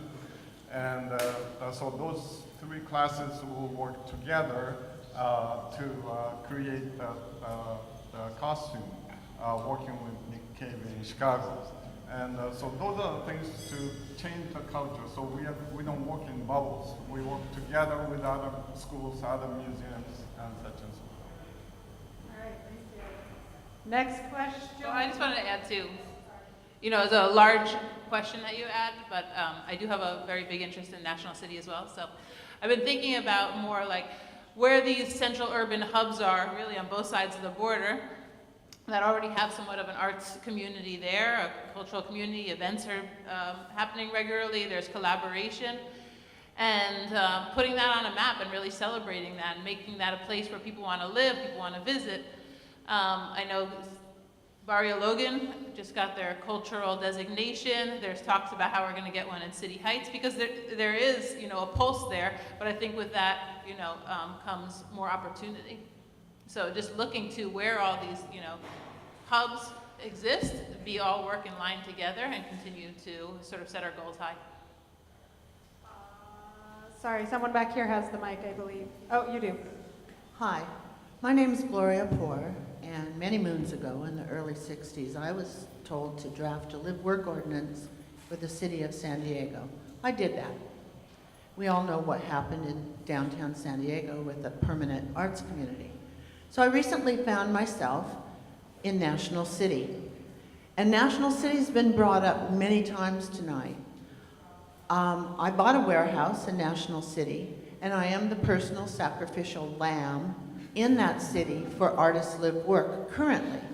But during the last 3 years, I've had a battle with the city planning and building department about the subject of Artists Live Work quarters codes.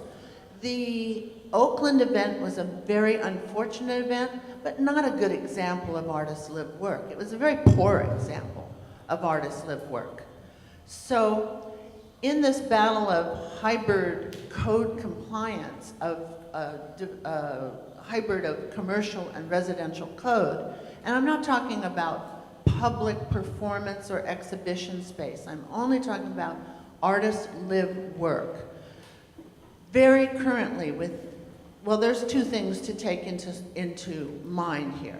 For 25 years, there's been something in the state of California called SB 812, and it allows city officials to relax the building code and give a definition of what Artists Live Work quarters can be in their city. Many cities have done that, and they have specific building codes to be followed that are somewhat relaxed. Sprinkler systems, things that sometimes make Artists Live Work quarters unaffordable for the developer of the building or the individuals working together. Since Oakland, there is something in 2017 called Assembly Bill 565. And it says, and it has not been passed yet, they're still arguing over it, that any city that chooses to invite Artists Live Work quarters into their area must address the subject of the definition of what Artists Live Work quarters is in fire, building, and safety codes, because it is very complicated and there are no solutions until you do address the definition.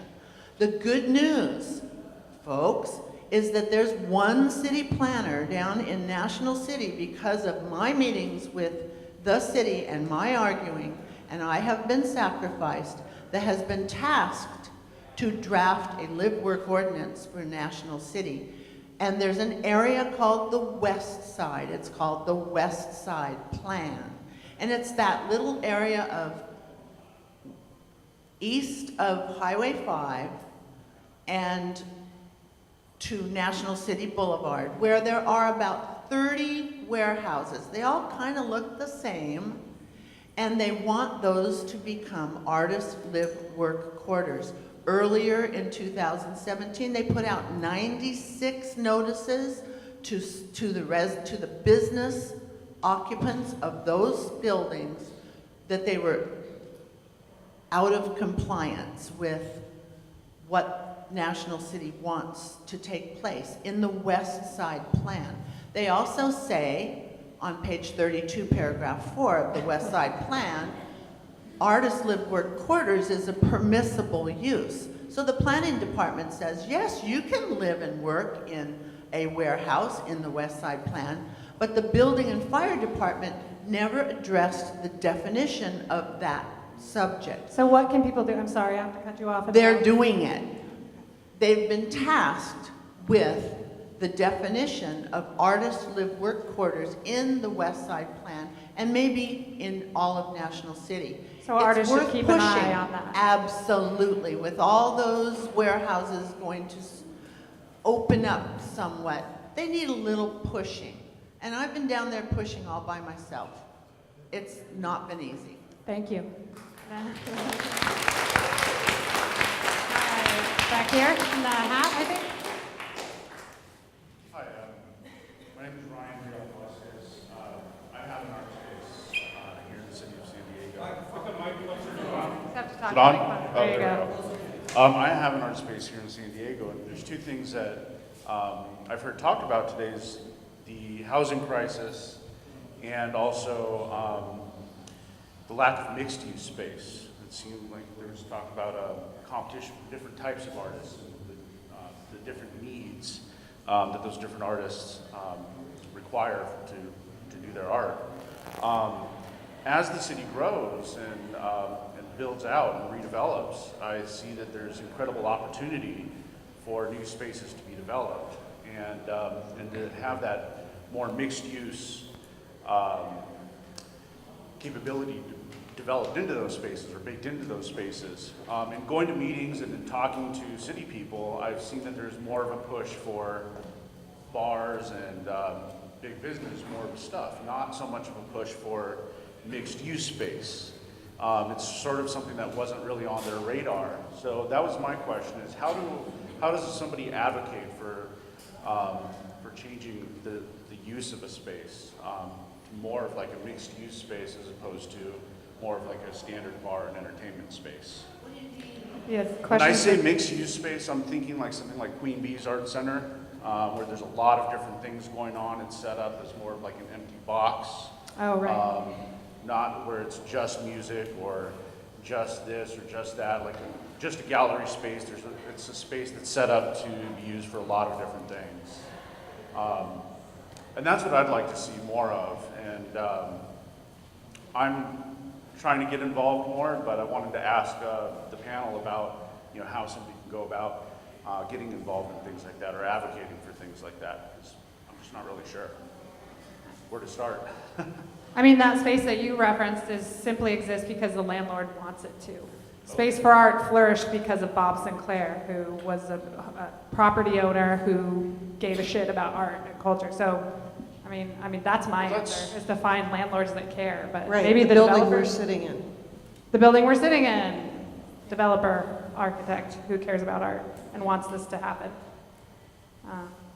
Bob? He can maybe answer your question. This is Bob, one of the founders of Space for Art.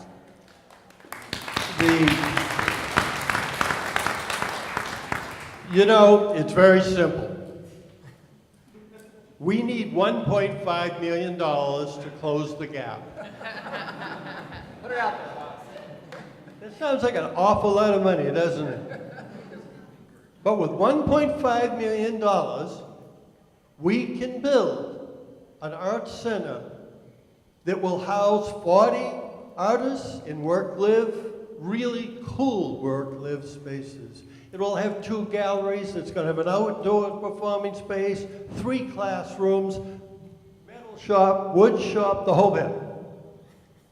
All that, all we need is $1.5 million. Now you go out and try and find one of these philanthropists in San Diego to give you $1.5 million to build that space for very much needed artists.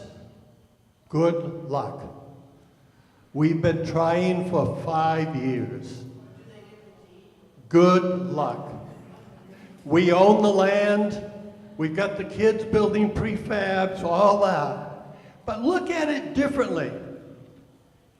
All of you up here, can you afford $1,500 for this project? I'm not going to ask you to raise your hands, but I know most of you personally. I don't know if Sam can, I don't know him that well, but I do know the rest of you, and you could afford it. Now, what does that really mean? We have 100 people here. 100 people, divide that into $1.5 million, and you have only $15,000. You know what? Each one of you knows 10 people who could give $1,500. And we've done it. We're off. We then have a center and we plan the second one. In other words, the artists do it. You do it. Each one of you. It's up to you. It's your responsibility. Forget the city politicians. Yeah, we need them. We'll go and try and get them. But they'll believe it when you do it. You do it and they'll follow you. They don't lead, you do. November. Thanks.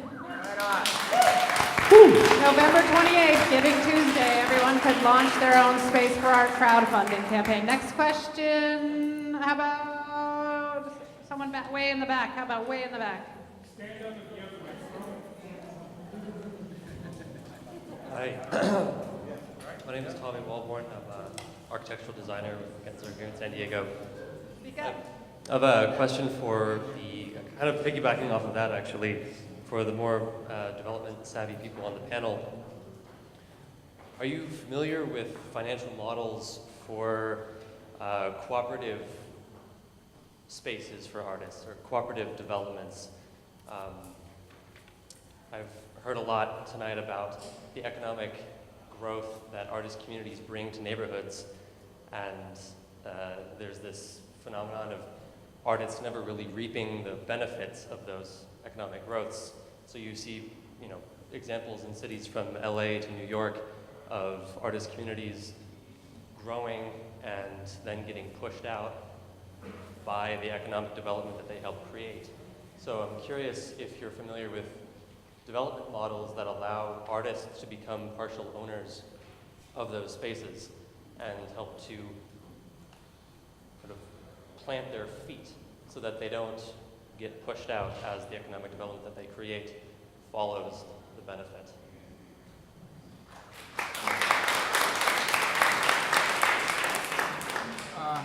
I'm not, but this group, Artscape, this is what they specialize in. We did a panel actually with Bob about 6 years ago talking about art spaces, and they've done a number, 20 plus projects, and they do have a model that allows the artists to participate in the equity buildup so that they benefit from the success. Because, yeah, there's sort of this irony, artists make a place cool and they make it so cool that it becomes too expensive for them to live there.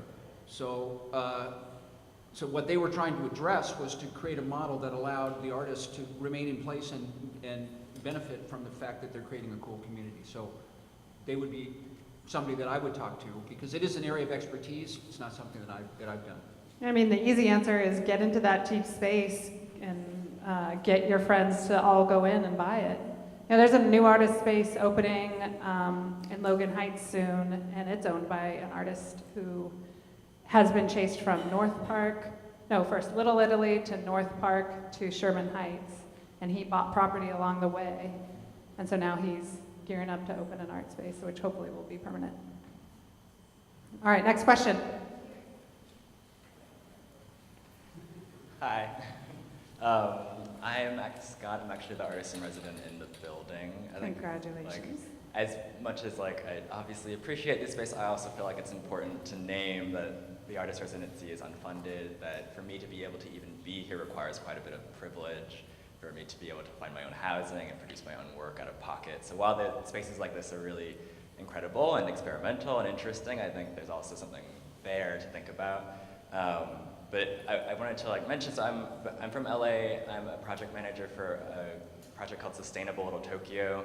It's actually a coalition of 4 community organizations that have come together to advocate for equitable development that really pushes to really sustain the art and culture of the community.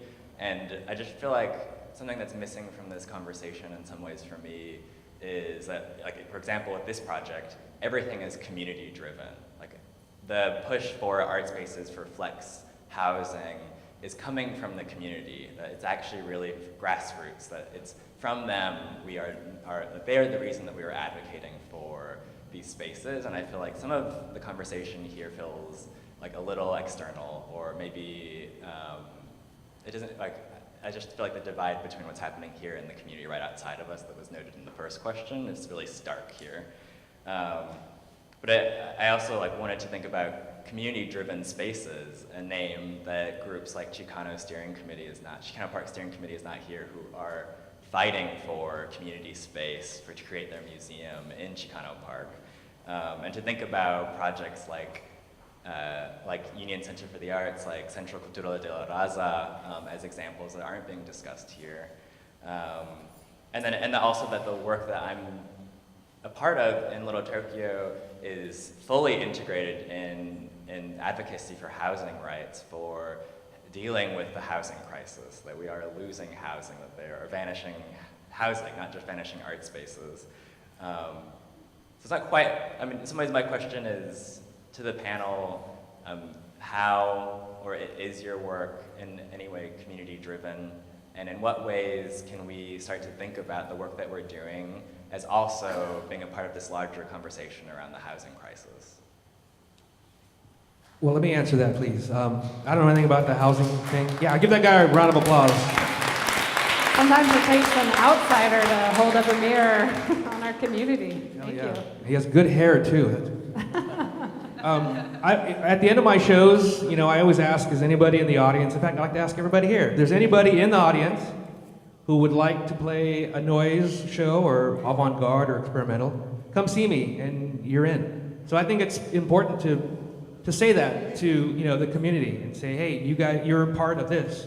So it's like the mafia. Once you're in, you're in. So hopefully that helps a little bit. Beryl? Well, I'd love to exchange notes with you afterwards. I'm involved with the Little Saigon district on El Cajon Boulevard.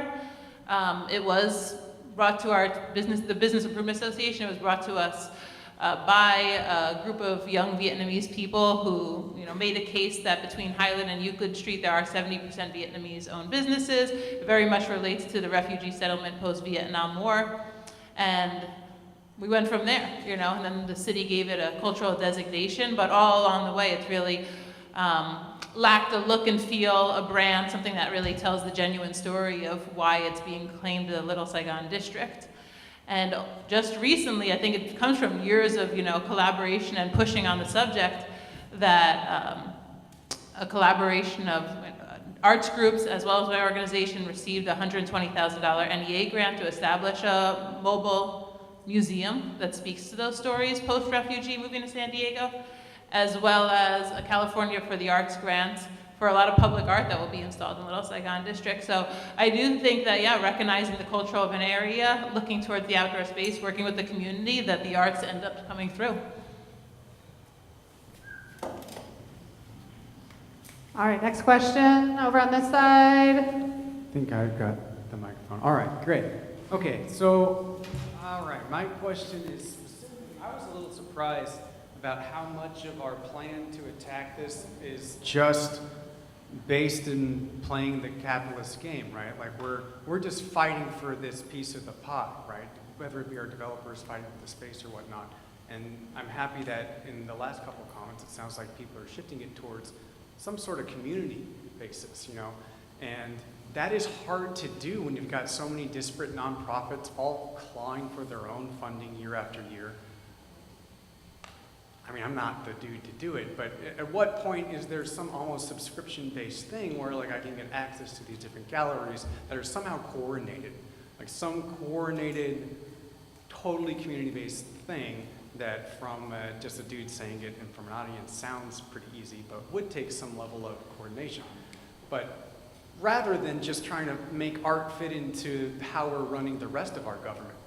You take me to the ballot, there's no way I'm voting over art versus solving our homeless crisis right now, and I don't think anyone should. But this needs to happen outside of that. So my question really is taking a look at the spaces we have, like libraries, other things that are inherently collectivist. Like I look at my library, I've got a CNC mill, I've got 3 3D printers, sweet vinyl cutter machine. And when I personally think about space for art, part of that means the materials, like a kiln. Oh man, I'd love to have one of those. I really would. But I don't have the space, said housing crisis, and they're expensive. But just that sort of thing. And outside of just trying to be better at fighting for our piece of the pie, do you have are we attacking it in that way at all? Well, I keep on hearing about a library space. You know, we have a underutilized, vacant actually, downtown library. You know, this recent article in the City Beat, it shows that the city ran the numbers on what it would take to get it up to code, but didn't want to release it as like a homeless house. You know, why not put another option on the table? There's libraries in every community, right? Not just Central Library, which is rad, but every community. Yeah, I'm not aware of any real grassroots movement like that happening right now. Maybe it is, but anyone else? Next question, middle. Hi, I'm Jacqueline Silverman, San Diego Art Institute, and for the last 3 to 4 years, the San Diego Art Institute's been highly activated as a community-driven contemporary space, and I'm charged and charged up to keep that going. And I have a really basic question, though, which is, do we know how many artists would want to have an art-live workspace here and or be a part of a community art space like this? 1,250. You know. I want to share your data. If that database is there, that's great. I want to work with you on that. How many we provided for? 7. That's an important number. When's that? When did you get? So Bob said 1,200 are interested in live workspace. This is based on when we put notices out, and we had all of those series of charrettes, whatever, and they went out and talked to people and whatever, and it was all geared towards work live. So that was in like 2006? 2005? No, it was more recent than that. It was 2008. So in through 2008, 2000 it was through there were 1,200 2010. people. Okay. So maybe it's doubled since then. Probably. All right, next question. I don't like, but you could add me and everybody I know that makes art to that list. I didn't even hear it. I think the biggest problem is capitalism. That's what it comes down to. I think a couple people brought it up, and it's true because I don't want to call people out. I think Sam's righteous, and I want to see the people bleeding with glass doing noise things at the other dude's place in, like, you know, Liberty Hall or Liberty whatever. Station? Yeah, or like in La Jolla or something. I mean, the thing is, it's the undesirables at that point, because you think about like Oakland. I mean, I had friends that died there, and it's a trip because they were, you know, criminals or, you know, the unwanted, but they were the artists, they were the weirdos, but they were the ones that brought real culture and legitimacy to things that people can't pay money for. So it's a capitalism problem that I think we should address, because yeah, let's go out and get all those things. Let's fight against the bureaucrats and let's get the funding. Good luck. A lot of us don't have the ability to do that. Add me to the list. I even have the ability to get on that stupid list, you know, and everybody I play music with, or everybody that I know that makes some sort of cool art, video, whatever, like, let's all be on that list, because we can all benefit from it. The thing is, it's a capitalist problem. It's a disconnect of the bourgeois from the community, from the real artists outside. All right, well, do you want to start that spreadsheet, Kinsee? I mean, the thing is, like, yeah, I want to start that spreadsheet. I've started all other kinds of things. I market myself. I have a full-time job marketing my garbage that I do. I mean, my girlfriend puts up with it every day. I'm on the computer. It sucks. And I try to make money. I mean, I spent, I don't know, 20-something years playing free shows, touring the world for free, for nothing. I'm an intern for myself. Yeah. And I'm not like complaining. I'm psyched that I'm alive. In 2017, I'm 42 years old. I've cheated the system, and I have dignity and soul and integrity. But the thing is, like, there's this line drawn, because, like, no offense to like the stuff in that video where like there was like the dancers dancing, but like, I mean, that is the bourgeois. That is like just that's like, it doesn't appeal to the people in City Heights where I live. It doesn't appeal, you know, the people in Logan. It doesn't appeal to those people. It doesn't appeal to the punks and the freaks and the you know, again, the undesirables, the people that passed away in Oakland. Those are our people. And, yeah. Can I say? Sure. I mean, this may be unpopular, but I don't see it as either or. I don't, because I think it's important to create spaces that art can happen, which we're trying to do. I think it's important to buy art at a very basic level, because that puts money into artists' pocket, and Or pay if for you shows. if you buy art and you have the means to buy art, I think that's a great thing to do. So I don't feel like it's us versus them. I mean, I think I'm there's sorry. this- Yeah, I didn't mean that. I'm sorry, but I'm just saying it's not appealing. Not in like your art sucks, my art it doesn't suck, but it's not appealing to poorer people. You know, it's not appealing to people of color. It's not appealing to people that really can't afford it. It doesn't seem feasible. It doesn't seem part of cultural relevance to. It is a capitalist thing. It is a thing with the bourgeois. It doesn't appeal to other people, and I think that's sad. You know. And we're all standing here in Southern California talking about this. Yeah. Yeah, that's part of the problem here. The cost of living in this climatic Oh, yeah. environment is not getting any more affordable. Yeah. I didn't mean to target you. I'm just saying that it's a relevant subject that doesn't come up. I mean, the stuff that Beryl does over in the communities of color and where there are communities of, I mean, let's see the refugees do art in your spaces. I mean, or spaces like yours. Like, you know, you go to La Jolla. I mean, I'm sorry, but La Jolla sucks, and it's not really art. I mean, it is art, okay? Because then I sound like a jerk, like saying what is and what isn't art. But it's this like prefabricated, like sort of like, just I don't know. I'm a jerk. I should shut up. Thank you. All right. Can I just say, Kinsee, really fast?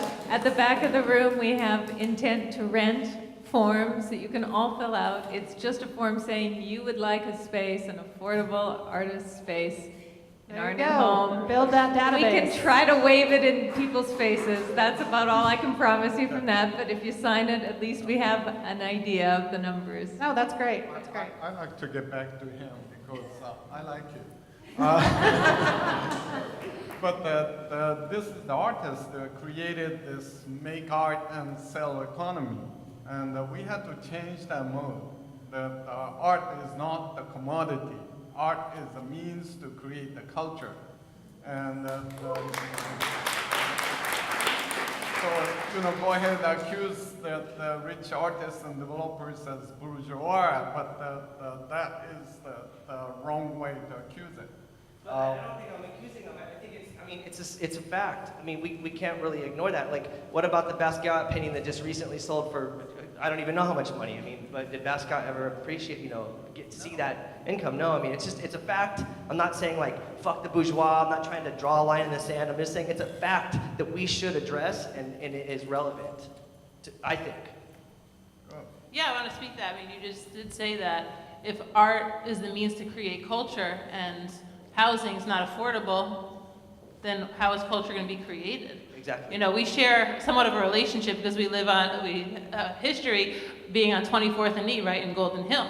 And I just want to share that I've lived in the same complex for about 10 years, and I've watched my property owners sell the place across the street. First, they were raising the rent by $100 a couple times a year, and then the new owner came in, immediately up the rent, and then a couple months later, all those tenants are being kicked out. They're getting 60 days to leave. These are people who send their kids to school in the local community, who've been there for 10 to 20 years. I've watched these neighbors care for someone who died in my complex not too long ago. It was very upsetting to me that capitalism really is taking over the affordability and culture of our city. Rent control is something that happens other places.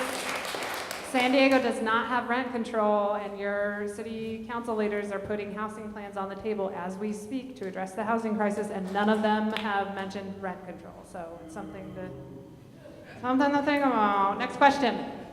Yes. Young lady. My name is Carmela Prudencio, and I work over at the Museum of Photographic Arts. But I do have a question for all of you. We talk about infiltrating these neighborhoods like National City, Lemon Grove, but what is the artist's responsibility to the communities that exist there already and the culture that already exists there too? Any artists want to talk about that? I think that you have a responsibility if you're going to maintain a studio practice in a neighborhood that you perhaps do not live in, that you need to become part of that community. Personally, I've had a studio in Barrio Logan for 5 years. I spend most of my dollars here. I spend most of my days here. I spend most of my hours here. I buy my groceries here, my coffee beans, I eat in every restaurant you can imagine. So I think, and I'm acutely aware of cultural appropriation. I think that's come up over and over again, and I think it's something we need to be sensitive to. On the other hand, I grew up in San Diego. I remember when Chicano Park, you know, I'm pretty old. I remember when Chicano Park, when it happened. I was alive, I lived here, and it's, you know, it's very much a part of, it's not my story, but it's part of my story. And so I think it's really important to appreciate and become a responsible citizen if you are maintaining a studio practice where you don't live. Well, thank you for taking accountability for that. For us, on an institutional level, Space for Art has formed community partnerships in our programming, our educational programming. We call it STEAM to the Streets, but it's basically STEM education plus arts, and we bring the arts, and we have partnered with 2 local high schools, King Chavez and High Tech High, Chula Vista, both of which serve historically excluded and underserved populations. People who are maybe first generation, whose parents want them to go straight into business, and they don't want to mess with this arts thing. They come to us, they learn what art is all about, they learn how to make things with their hands, use power tools, but they also learn design and about creativity and about leadership. And some of them leave and go and pursue artistic careers or political careers or civic engagement. So in other words, it can be very, on an institutional level, I would say that an organization has to walk the walk, just the way Kathleen was saying as an individual. Go take that meeting, have that coffee, talk to your local people and see, you know, what they're doing. When we built a park along Imperial Avenue, there was a massive outreach effort. We were partnered with LISC and BAME, 2 organizations that are devoted to housing and increasing economic opportunities in underserved communities. And we asked the community, what do you want in a park? We didn't presume to say, this is what a park should look like. And you can go check it out. It's a very unusual looking park. But all the kids wanted something to do with a tree. Because they didn't have trees in their own backyards. So we built, designed and built a beautiful tree house. So these are the kinds of things that can happen when you actually listen to the community. And I do agree with the speakers who mentioned that. You have to care about the community you live in and not just run in and run out. I applaud Kathleen for eating in the neighborhood. And this is kind of the opposite of all that. The Liberty Station project, the Arts District, is located in one of the most whitest Republican neighborhoods in San Diego. So I had to go in and infiltrate that crowd and bring a more diverse scope of arts programming to them. But one thing we did recognize is there's a large number of military families living within walking distance. So the Navy, this is all enlisted pay grade housing, and this is among the most culturally diverse communities over in Point Loma. So we do a lot of programming with the military housing. So I think it just gets back to you find out who your neighbors are, and you just bring new experiences to them, whether they're white and Republican or they're City Heights or Barrio Logan. Just bring new experiences to people. All right, it is getting late. Are there people who are dying to ask questions? You look like you're dying to ask. Who? This guy? Oh, I think Justin said it better in a way that was true to how I was feeling about it. But I think I'll just elaborate that I often find myself in the company of people advocating for art space with totally different definitions about what art is for and why people are making it. And I do find some conflict being in a conversation about making access to space for art when actually what some people are talking about is making access to space for different kind of consumption, pairing wine and cheese and expensive admission prices to events with, for events that are basically artist run or providing entertainment and the work. So I think it's worthwhile, and I didn't think I could add much more except to provide a little more nuanced take. Sorry, losing myself in it.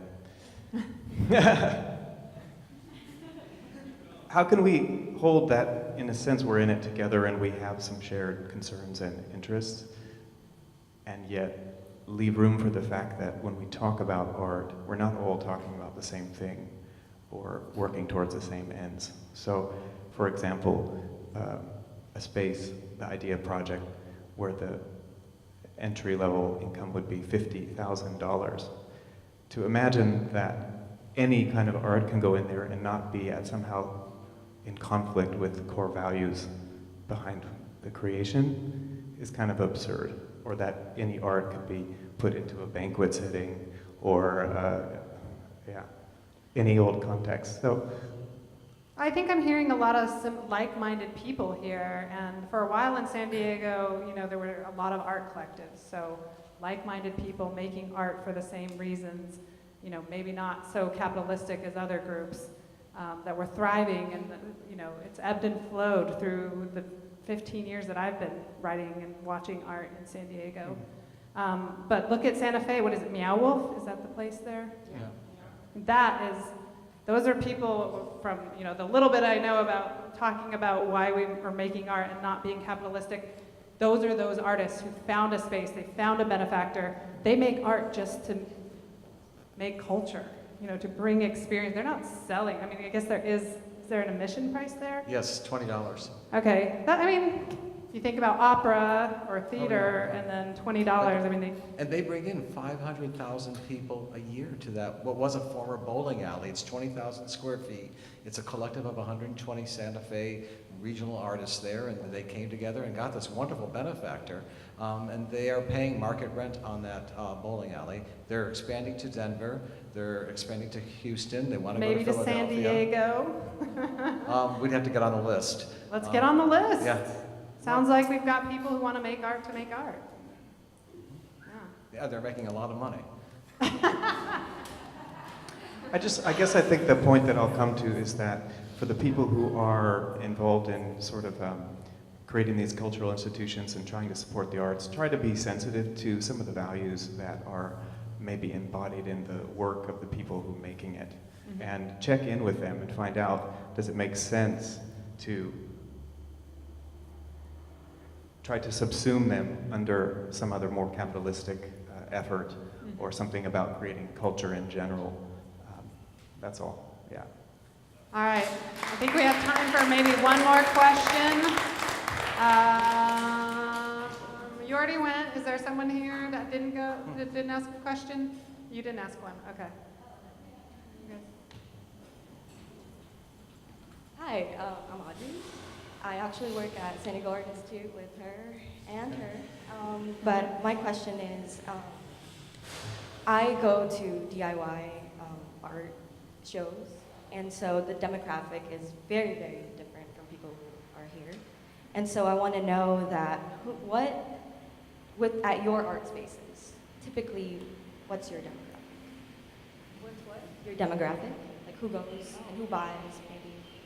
Because where I am, we're just showing our art. And I mean, I think what you said also, cultural change is different, because I know people who create art shows at their own businesses, and people treat it as parties with beautiful art instead of, we're selling this to support the artists. And so I kind of wanted to know what the demographic is to sustain the places that you guys run. Well, so no one is, you're I sustaining art. can start. We, because our focus is emerging artists, we have a pretty wide range of, demographic. We have a wide range of ages, cultural backgrounds. I can't say that we have enough money to do things like fill out forms and compile statistics. This is something that small arts organizations aren't very good at, which is producing data. But we see people from all walks of life and all ages. Our events have always, I shouldn't say always, our events are generally all ages, And you can bring your children if you want them exposed to emerging art. You can bring your grandfather if he's interested in that. So, and they're free. I mean, I don't think we've charged for any events that we've produced. So that's why it's a diverse audience, as you know, you might I've imagine. also never been to this place or any. I've known about your place for a long time, but I'm young. I'm 20, so I'm just new. I'm new to this thing. So, but I think I'm actually working with a couple of collectives that want to advance and kind of like be in that space, in the more established space, and we're kind of like gaining money and learning about grants and fundraising and donors. And I think it's kind of hard. It's kind of like it's the disconnect is pretty wide from like the people who are just starting. So that's why like it's important for places like yours and places that I'm working with. But I would say that somebody has to worry about the money. Maybe Alan and David would agree with that statement. And you know, we have to worry about money too, institutionally, so much so that, you know, events that we produce cost us money. So that's a tough nut to crack. We don't make money when we curate a show. Somebody volunteers their time to figure out who to put in the show, and then to put up the show, and then to run the show, and it all costs money. So a lot of it, again, is going to have to be grassroots. You want to do a show at an established venue, bring it, but bring everything. Don't ask the organization to support it financially. I think that if you approach it from that perspective, you might get more responses from spaces. If all they have to cover is liability and not anything else, then that's more feasible. that's not what I'm saying. Where like I'm, oh, fund me. No, it's not what I'm saying. Yeah, no, I understand. I know what you're saying. And to answer your question about the demographic, I think at Glashaus we had a main space gallery. It was a really beautiful gallery, and we hosted numerous events there. And I would say the demographic was driven by whoever was showing. And then we would host things by the San Diego Opera came there, and I'm pretty sure they didn't fear for their lives when they were in the building, as did Art of Elan, and I was sure in those audiences there were people that had never set foot in Barrio Logan. So it was really driven by the event. Thank you. All right, big thanks to you guys for hanging in there and your valuable questions. If you have questions that didn't get answered, feel free to, they can reach out on the live link, an email. Do you have an email address, or on the Facebook event? If you have questions, get in contact with Xavier. Thank you.